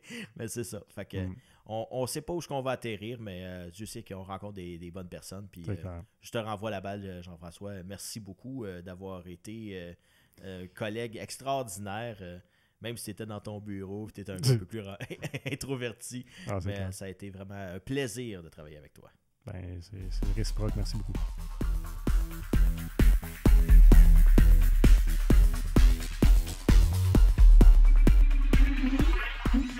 Merci tout le monde d'avoir été à l'écoute et je vous invite à nous suivre sur nos différentes plateformes web pour regarder ou écouter toutes nos émissions.